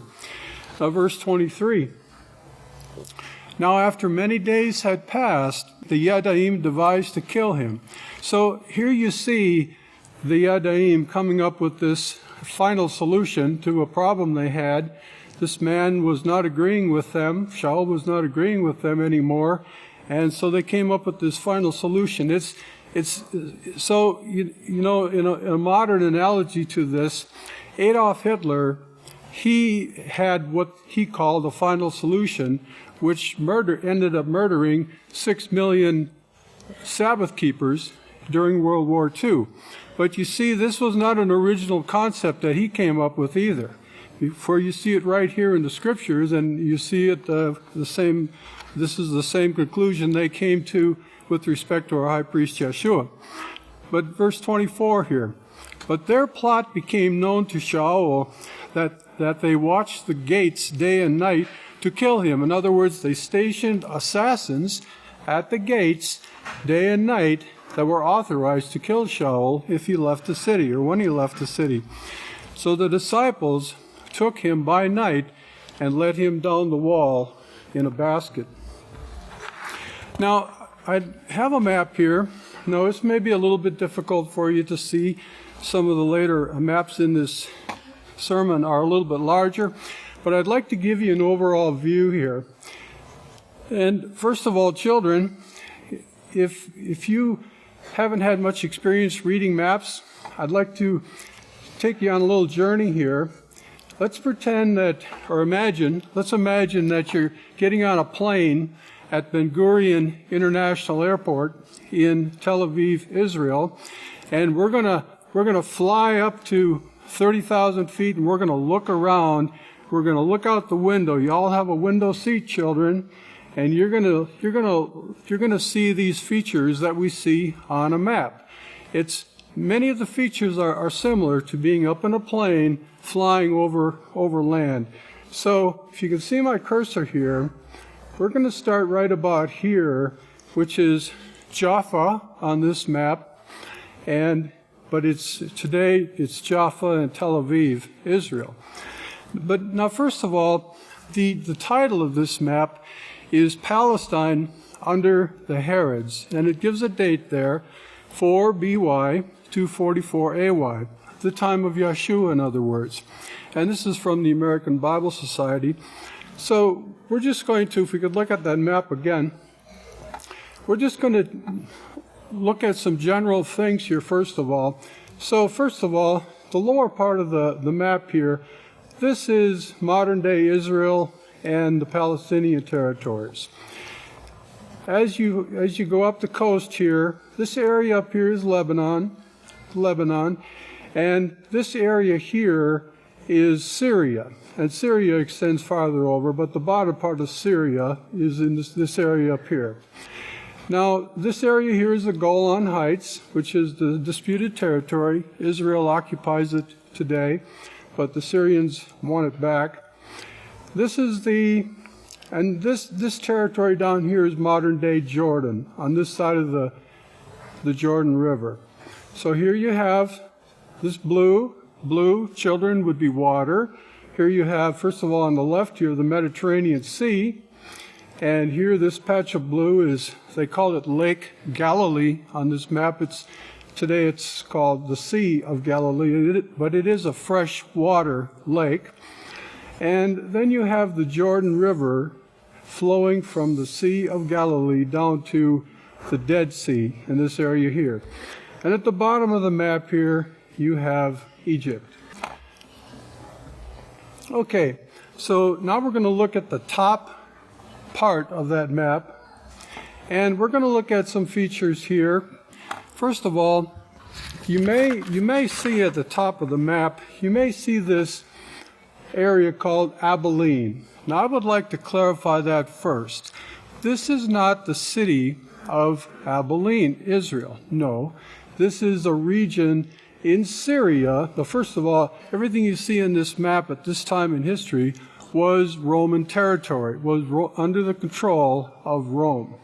But this area here, Abelin, was a territory in modern-day Syria.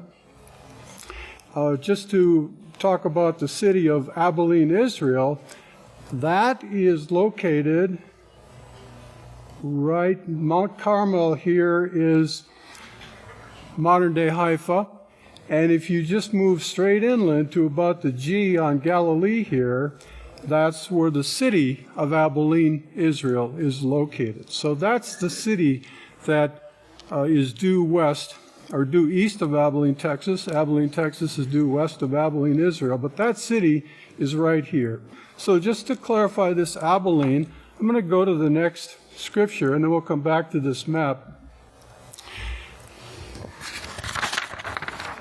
Now Abilene, it means meadow, a territory surrounding the city of Abelin, and on that map. Now this is the region in Syria, just to clarify, northwest of Damascus. So in Yochanan the Immerser prepares the way. This was in Luke 3, verse 1.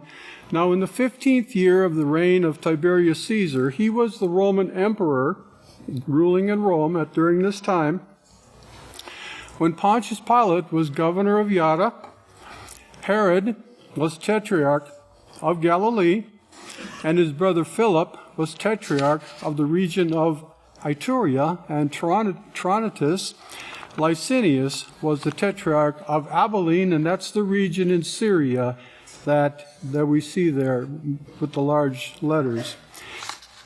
And Conania and Caiaphas in the high priesthood, the word of Yahweh came to Yochanan, son of Zechariah, in the wilderness. Okay, so now I'm going to go back to that map. Okay, so Shaul was led over the wall in Damascus so he could make his escape. And so where is Damascus? Damascus is right here. This is Damascus. And so these lines leading from Damascus are roads.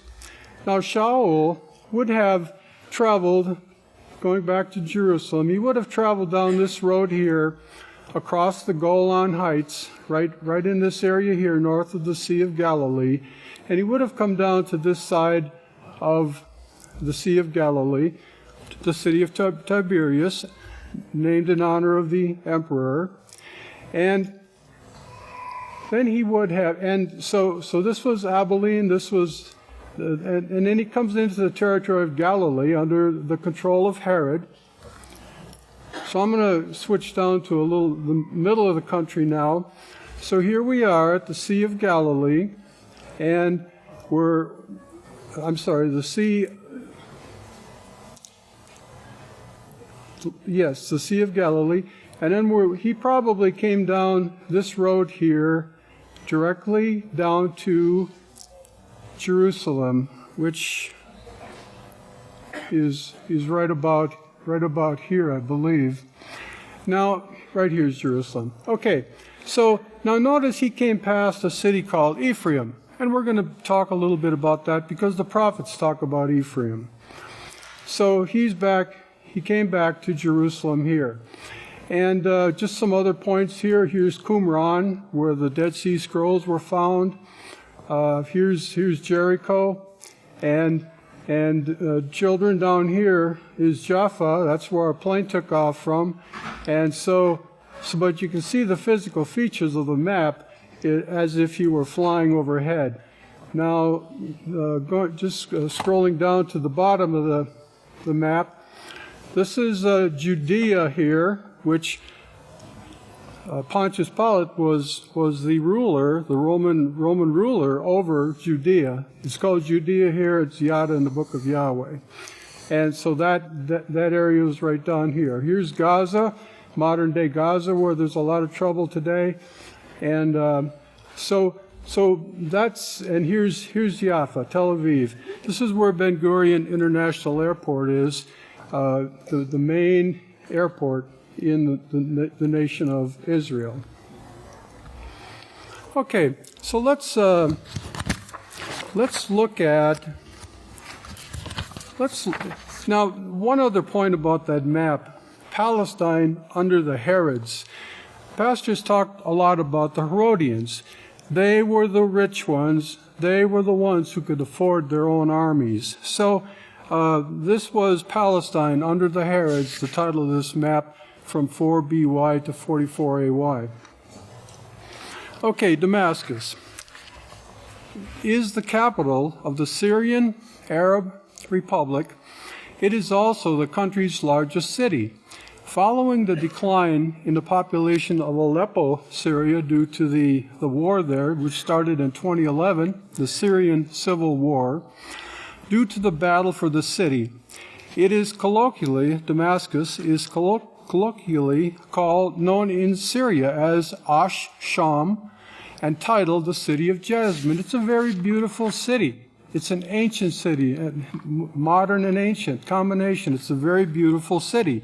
At least it was before the war degraded part of it. In addition to being one of the oldest continuously inhabited cities. So you can see it's never been destroyed before. It's one of the oldest continuously inhabited cities in the world. Damascus is a major cultural center of the Levant and the Arab world. The city has an estimated population of 1,700,000 people as of 2009. And this is from Wikipedia, as much of the information of definitions is from Wikipedia. The definition of Damascus continues here. Located in southwestern Syria, Damascus is the center of a large metropolitan area of 2.7 million people. That's in 2004 census, geographically embedded in the eastern foothills of the anti-Lebanon mountains, about 50 miles inland from the eastern shore of the Mediterranean Sea, on a plateau of about 2,230 feet. That's about the same elevation as the mountain of Yahweh that we're sitting on here for services right now. About the same elevation, 2,200 feet above sea level. Damascus experiences a semi-arid climate because of the rain-shadow effect. The Barada River flows through Damascus. Now let's go into the prophecy in Isaiah chapter 17. And this entire prophecy, this entire chapter of Isaiah 17 talks about the destruction of Damascus. It talks about the destruction of the surrounding area in Syria. It talks about the destruction of the countries bordering the river Euphrates. And it also talks about this, the fact that Israel itself is going to be involved in this destruction. So verse 1 of Isaiah chapter 17, the burden of Damascus, behold, Damascus will cease to be a city. One of the oldest inhabited cities in the world will cease to be a city. It will be a ruinous heap. But notice it's going to affect the cities around Damascus also. The cities of Arar are forsaken.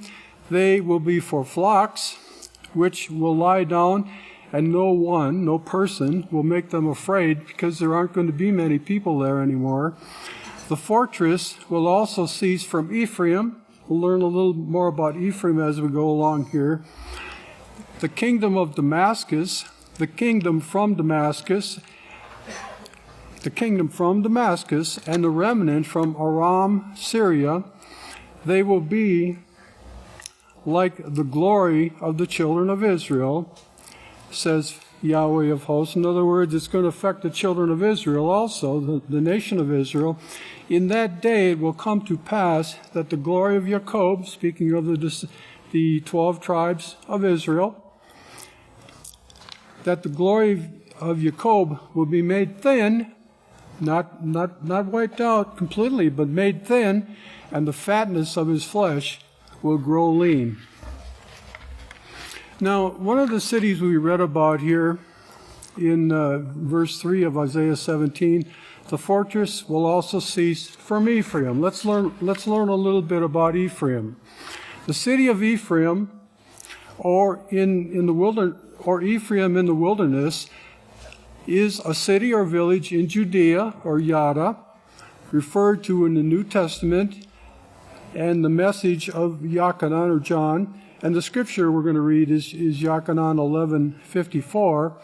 According to the narrative, after Yeshua had raised Lazarus from the dead, the Pharisees and chief priests began to plot to put Yeshua to death. There's that final solution again that, notice, the Pharisees and chief priests. And where did their descendants end up in the world today? In Rome, on the 7 hills of Rome.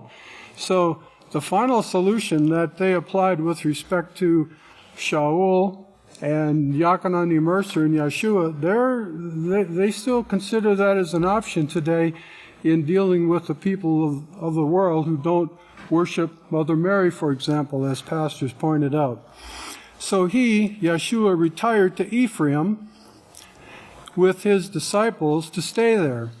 They left Ephraim shortly before Yeshua's final Passover, arriving in Bethany 6 days before the Passover. And you can read the scripture, Yochanan 12, verse 1.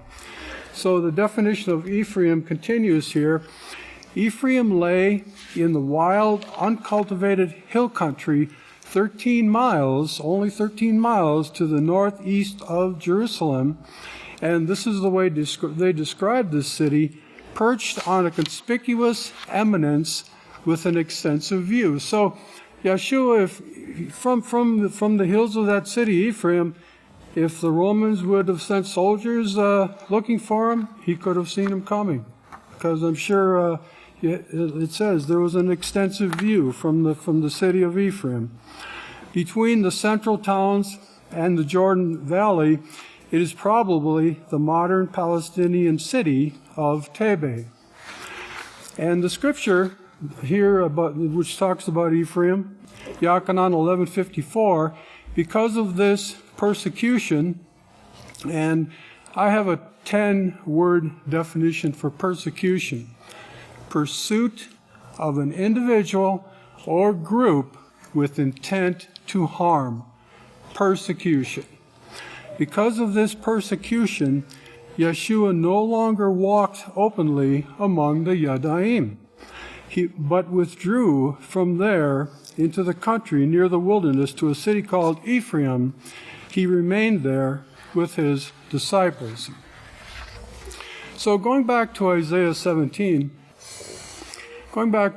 chapter 17 here, verse 5, it will be in the time when Damascus is destroyed, as when a harvestman gathered the corn, the grain, reaping the ears with his arm, and it will be as he who gathers ears in the valley of Rephaim.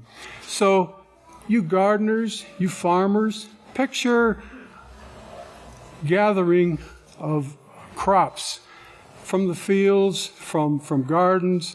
You know, we expect to have certain growing conditions, flat, fertile ground to plant our crops in. But Yahweh's describing here how it's going to be in this day of destruction. He says it's going to be as if a farmer or a gardener is growing crops, if I could have the monitor, in an area like this. This is the valley of Rephaim. You may be able to graze some goats in this area and maybe some sheep, but that's about it. A gardener or farmer is not going to find much food growing in a place like this. This is the valley of Rephaim. And that's located That's located near Jerusalem, located southwest of Jerusalem. So going back to the prophecy here, but verse 6, but gleaning grapes will be left in it. So what you're going to find, what these people are going to find, is a couple grapes left on the bushes. They haven't harvested them yet, but when they go to collect the grapes, there'll be a couple gleaning grapes, as if the harvesters had already been there. Like the shaking of an olive tree, 2 or 3 olives at the top of the uppermost bough, 4 or 5 in its outermost fruitful branches, where you normally expect them to be hanging full of olive fruit. There'll be very, very few, 4 or 5, says Yahweh, Father of Israel. At that day will a man look to his Maker. Notice, in this time period, these people will understand that their gods have not saved them. The gods they worshipped have failed them totally because they have no power, and they're going to look for you. They're going to look to you, the house of Yahweh, for answers and for the truth about Yahweh and to learn about Yahweh. At that day will a man look to his Maker, Yahweh, and his eyes will have respect for the Holy One of Israel. But he will have no use, these people are going to have no use for the altars, the work of their hands, neither will he respect that which his fingers have made, neither for the sacred poles, the groves, nor the sun images. The house of the sun god will totally fail them. Now, so what time of the year are these? Are the olives picked in Jerusalem or in Israel, for example?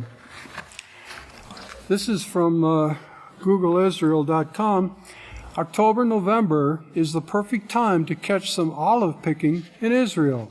You'll find fields of olives throughout the country, and while times of harvest may differ slightly, they almost always use the same picking by hand methods. So this is the time it's harvest time. It's the Feast of Tabernacles time, the Feast of Harvest.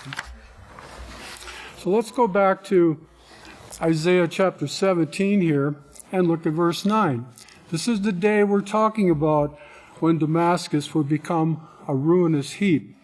In that day, his strong cities will be like a forsaken bough, and an outermost branch, which they left because of the children of Israel, and there will be desolation.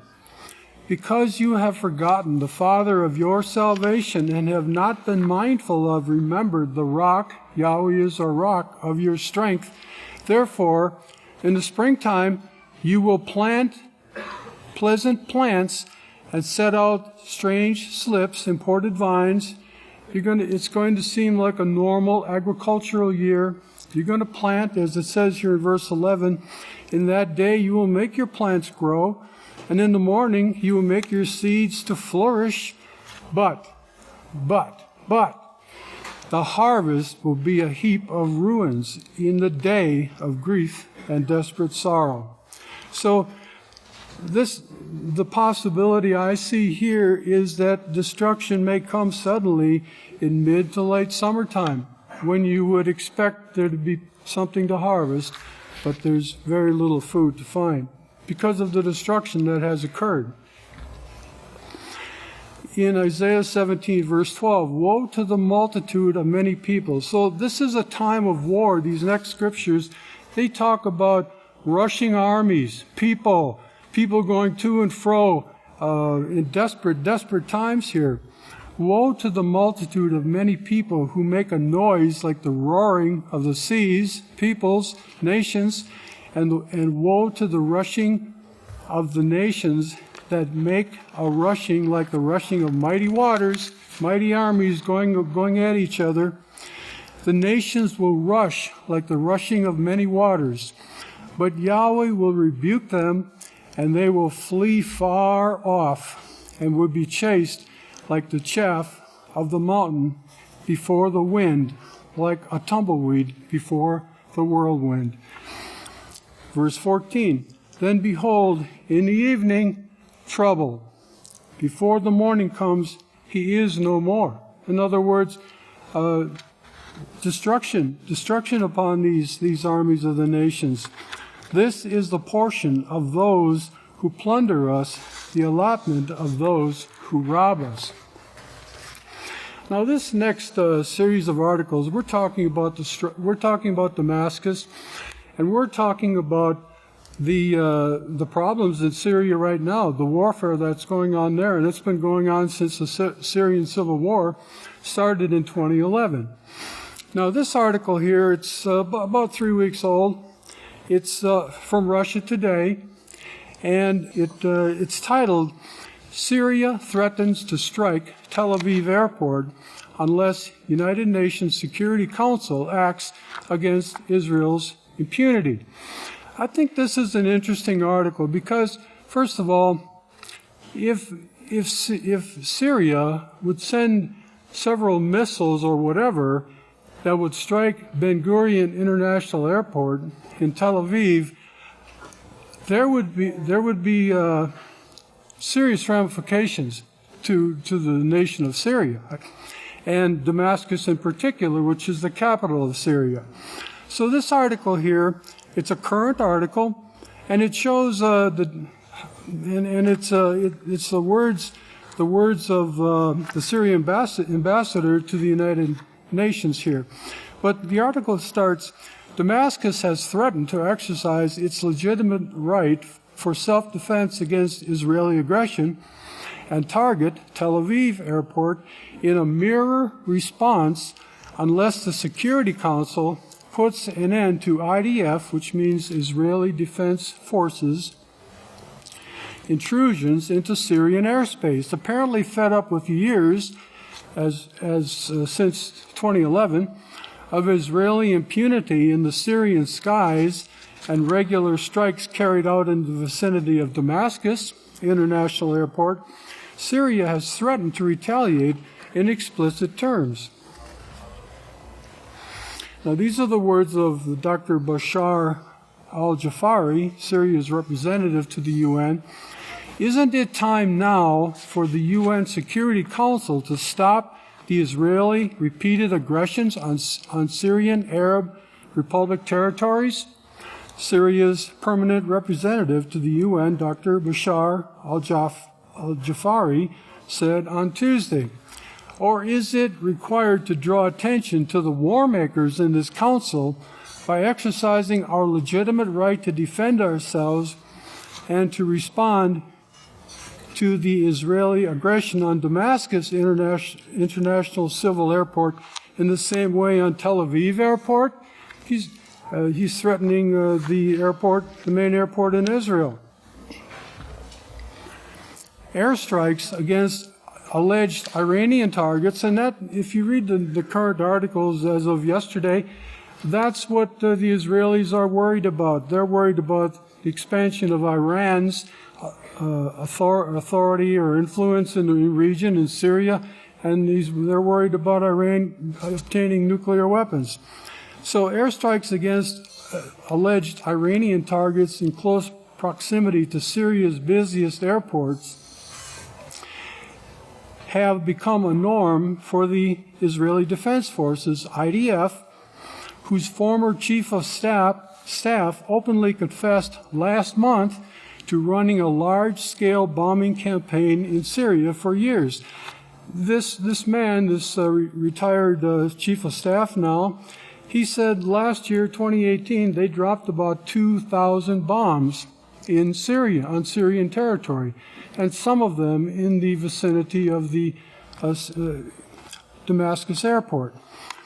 Besides causing casualties and material damage from their near-daily strikes, Israeli combat missions into Syria have also repeatedly endangered flights operating over the conflict-torn country. While the IDF rarely acknowledges striking specific targets in Syria, the Russian military has been keeping a close watch on IDF maneuvers over the Arab Republic. On Christmas Day 2018, Israeli jets endangered 2 civilian aircraft while engaging targets in Syria. The Russian defense minister said, noting that IDF F-16s, these are jet fighters made in the United States and sold to Israel, flew in as civilian jets were landing at Beirut, Lebanon, and Damascus, Syria airports. In September, Israeli actions resulted in the death of 15 Russian servicemen after Israeli jets deliberately used a Russian Ilyushin IL-20 reconnaissance plane as cover and placed it in the path of a Syrian air defense missile. So around Damascus, they have Russia's top-of-the-line missile defense system. And in this particular incident that occurred where these 15 Russian servicemen were killed, this Russian recon plane was flying in, and the Israeli jets came in behind them, and up went the Syrian missiles, and they shot down a plane friendly to Syria. This Russian plane killed 15 people. Urging the UN Security Council to adopt measures to stop such blatant violations of Syrian sovereignty by the Jewish state, Jafari accused France, Britain, and the U.S., all permanent members of the world body, of endorsing Israeli aggression in a breach of their responsibility to maintain international peace and security in accordance with international law. And I think you'll find that statement in the UN Charter of one of its purposes.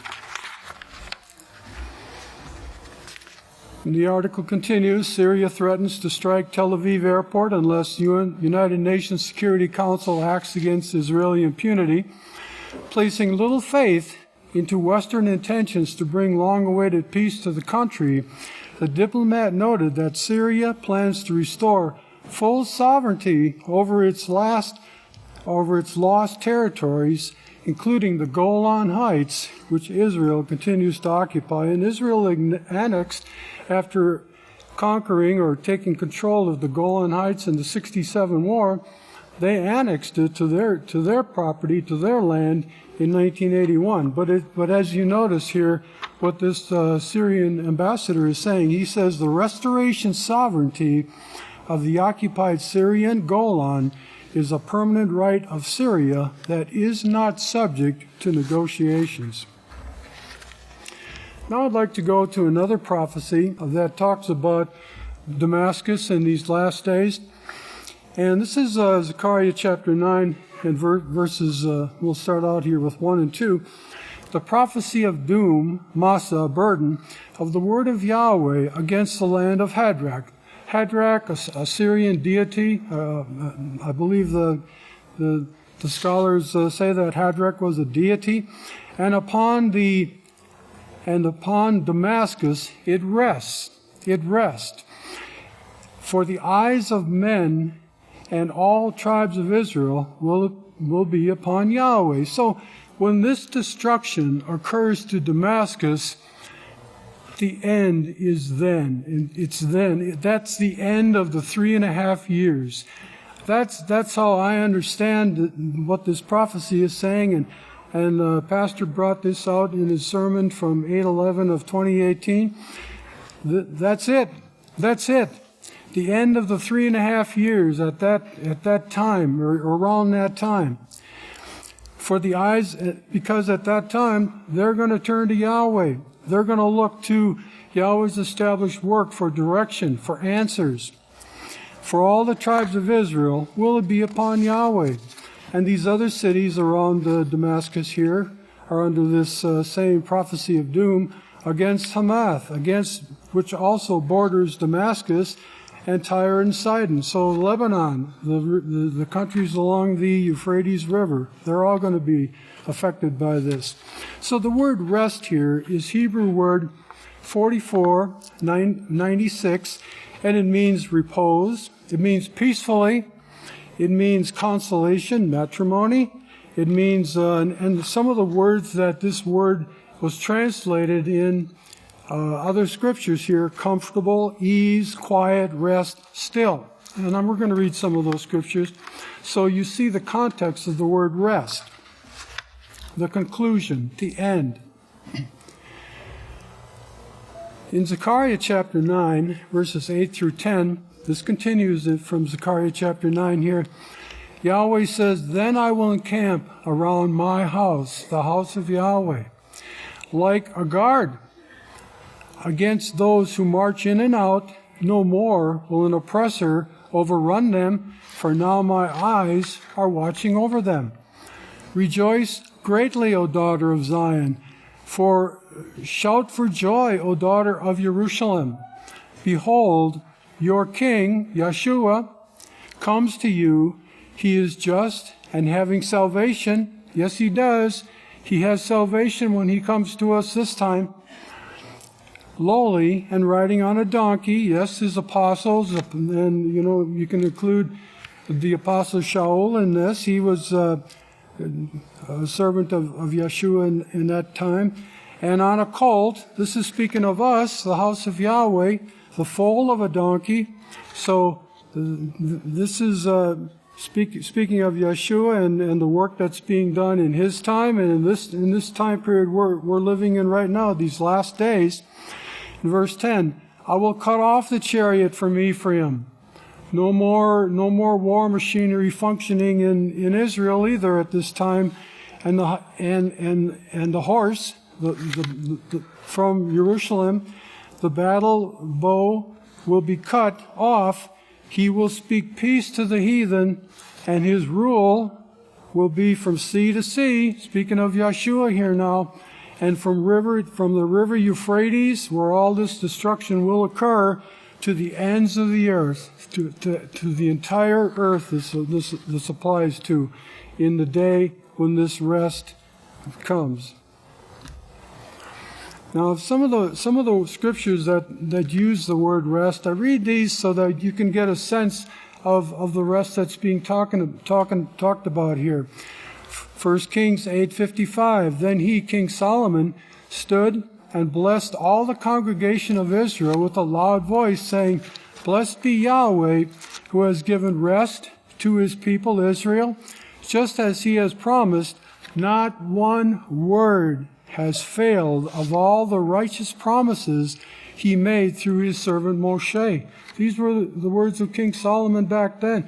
These will be our words also when we see everything come to pass. And we should already believe this, that not one word is going to fail. 1 Chronicles 22:9. For behold, a son shall be born to you, who will be a man of peace. That the word peace there, rest. It comes from the word rest, the Hebrew word. And I will give him rest from all his enemies on every side. Pastors described how Israel had rest during the reign of Solomon. Yahweh gave him that. His name will be Solomon, peaceful, for I will grant peace and rest to Israel during his reign. And then Psalm 23 verse 2. He makes me to lie down in green pastures.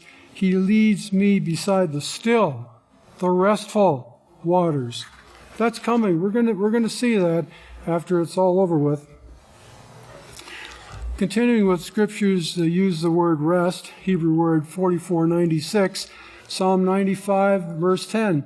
For 40 years I loathed a wicked generation, Yahweh said, and I said, it is a people who do err in their heart, and they have not known my ways. So I vowed to them in my judgment, they will never enter into my rest. They didn't. They fell in the wilderness. Their corpses fell in the wilderness. Their children crossed over into the promised land at that time. And then this last scripture here is current. This is us. This is the last days. Isaiah 11 verse 10. In that day, and it's speaking of this time period of the last days, in that day will there be a root of Yeshe, Yisrayl Hawkins, he's our teacher and our leader in Yahweh's prophesied one sent, who will stand as an ensign, a sign, a banner, a signal for the people. To it will the Gentiles seek. This message is going out to all the world, brothers and sisters and children. And his rest, the end result of all this will be glorious. So this is speaking of the house of Yahweh, which he also calls his rest. Now, from the 11th book of Yisrayl, part 1, the next 3 slides are from this 11th book of Yisrayl. Pastor talks about this time period. It's another one of the prophets, Amasiah, chapter 3. He talked about this time period, and including Damascus. Now, Pastor gives a pretty complete description here, just in these next 3 slides here, from the 11th book of Yisrayl. Verse 72, Amasiah chapter 3, verse 11. Therefore, he says, this is what Father Yahweh says, an adversary is surrounding the land. She will bring down your strength from you, and your palaces will be plundered. And Pastor says, well, he shows actually that the earth will be devastated. That's what he means by this. Verse 73, this is Amasiah 3, verse 12. This is what Yahweh says, as a shepherd now, this is our job right here. This is our job right here. As a shepherd snatches 2 legs from the jaws of a lion, or a piece of an ear, so will the children of Israel, so will anyone who listens to and obeys the overseer of the house of Yahweh and the things he's teaching, so will the children who rule as Yahweh rules, who live in the land of sin, which we are. Pastor says we're living in the land of sin. We're living in a world of sin. Amasiah 3, verse 12, continuing here. We're living in a land, sin is all around us. The people with the mark be rescued. They will be rescued by you, house of Yahweh, those who sit among the people with the mark in this territory, the people with the mark on the edge of their beds, very anxious. If you were living in Syria, in the area in Damascus, and you had a total of 2,000 bombs dropped, and it's been much more with the other countries fighting there, it would be very devastating. You wouldn't get much sleep, much restful sleep in certain parts of the country. Very anxious, it continues here. And in Damascus, on the edge of your couches. So in the daytime, you're going to be sitting on the edge of your seats, your couches. At night, you're going to be sitting on the edge of your beds. It's not a very peaceful situation, not much rest there. Verse 74, Amasiah 3, verse 13. Hear this and testify, that is, be a witness against the house of Jacob, says Father Yahweh. This family that I brought out of Egypt, out of sin, you only am I dealing with. Be a witness against them or testify, says Father Yahweh, the Mighty One. And the last of the 11th book of Israel here, verse 74. That's what he's speaking of. We are the witnesses that will witness what goes down in these last days. How it goes down. How Yahweh protected his people, protected his house, allowed this message to go out to all the world. In doing so, notice, over these gods, these worthless gods, he protected us from the gods of the earth, as he did the 12 tribes. And when he brought them out from the Hebrews that worshiped the gods there, and said to the ones who worshiped the gods, let my people go. These belong to me, these 12 tribes. So he took them out, showed his power over the gods, those who worship Satan, and he's doing the same thing today in this time period. Now these are the words of Yeshua. These are the words of Yeshua, which he spoke. And he said, the queen of the south, Sheba, will rise up in judgment with the men of this generation and condemn them, for she came from the farthest parts of the earth to hear the wisdom of Solomon.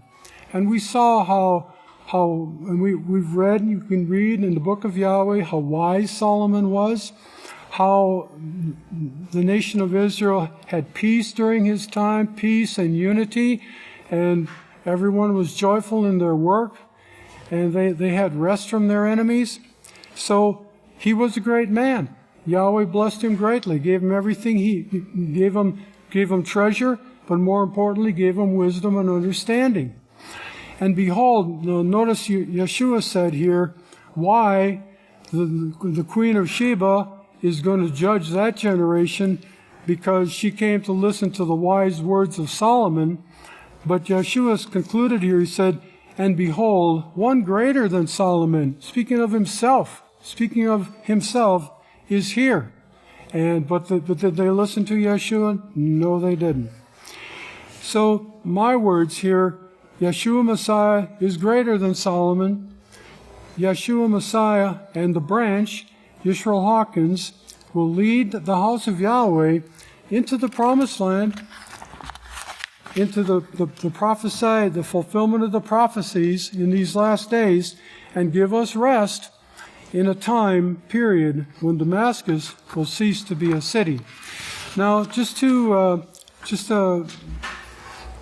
one further thing in the information I have here today to share with you.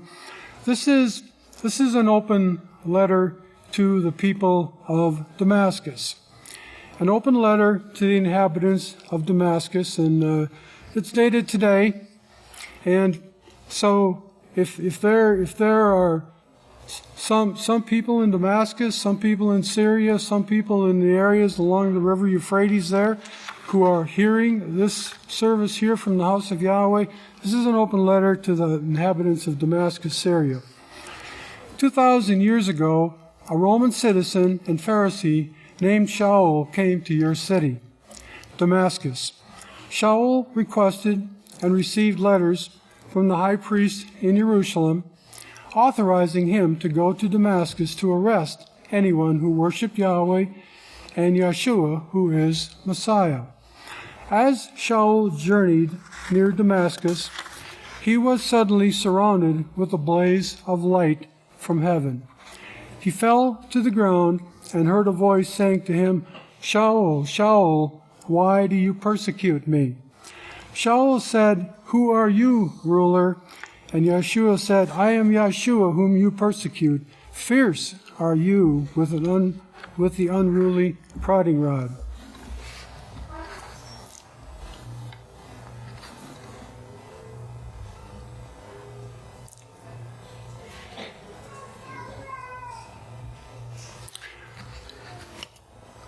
After that event in the year 35 AY, or thereabouts, Shaul became a worshiper of Yahweh. He preached and taught the worship of Yahweh in Damascus, in Jerusalem, in Asia Minor, in Europe, until his death in Rome at the hands of the Romans about 61 AY. Your great city, Damascus, is one of the oldest continuously inhabited cities in the world. A traveler to your city and country recently commented that the Syrian people are some of the friendliest and most hospitable people in the world. As you welcomed Shaul of Tarshish in 35 AY, I ask that you also welcome and listen to another man of Yahweh in these last days. His name is Yisrayl Hawkins, overseer of the House of Yahweh in Abelin, Texas, USA. Yisrayl Hawkins is Yahweh's last witness and teacher in these perilous times, leading soon to the return of Yeshua, who is Messiah. Yisrayl Hawkins can be found teaching on Yahweh.com, YisraelHawkins.com, Yahweh'sBranch.com, and the official House of Yahweh site on Facebook. In a sermon given on 11 August 2018, Yisrayl Hawkins spoke about the prophesied coming destruction of Damascus. Two of Yahweh's prophets wrote as follows, Isaiah 17, verse 1, the burden of Damascus, behold, Damascus will cease from being a city. It will be a ruinous heap. Zechariah 9, verse 1, the prophecy of doom, Massa, burden of the word of Yahweh against the land of Hadrach, and upon Damascus it rests, for the eyes of men and all the tribes of Israel will be upon Yahweh. I encourage you, the residents of Damascus and the adjoining area, to research and study this warning yourselves so that you can take required action to save yourselves from this prophesied destruction.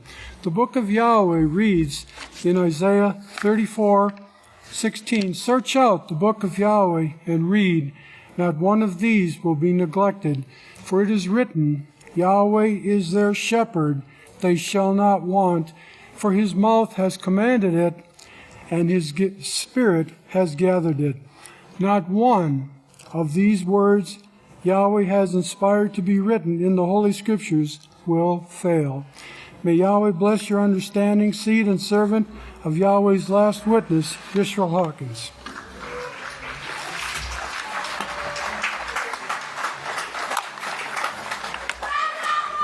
May Yahweh bless your understanding. Yahweh bless you and keep you. If you'd all please stand, we'll have closing prayer.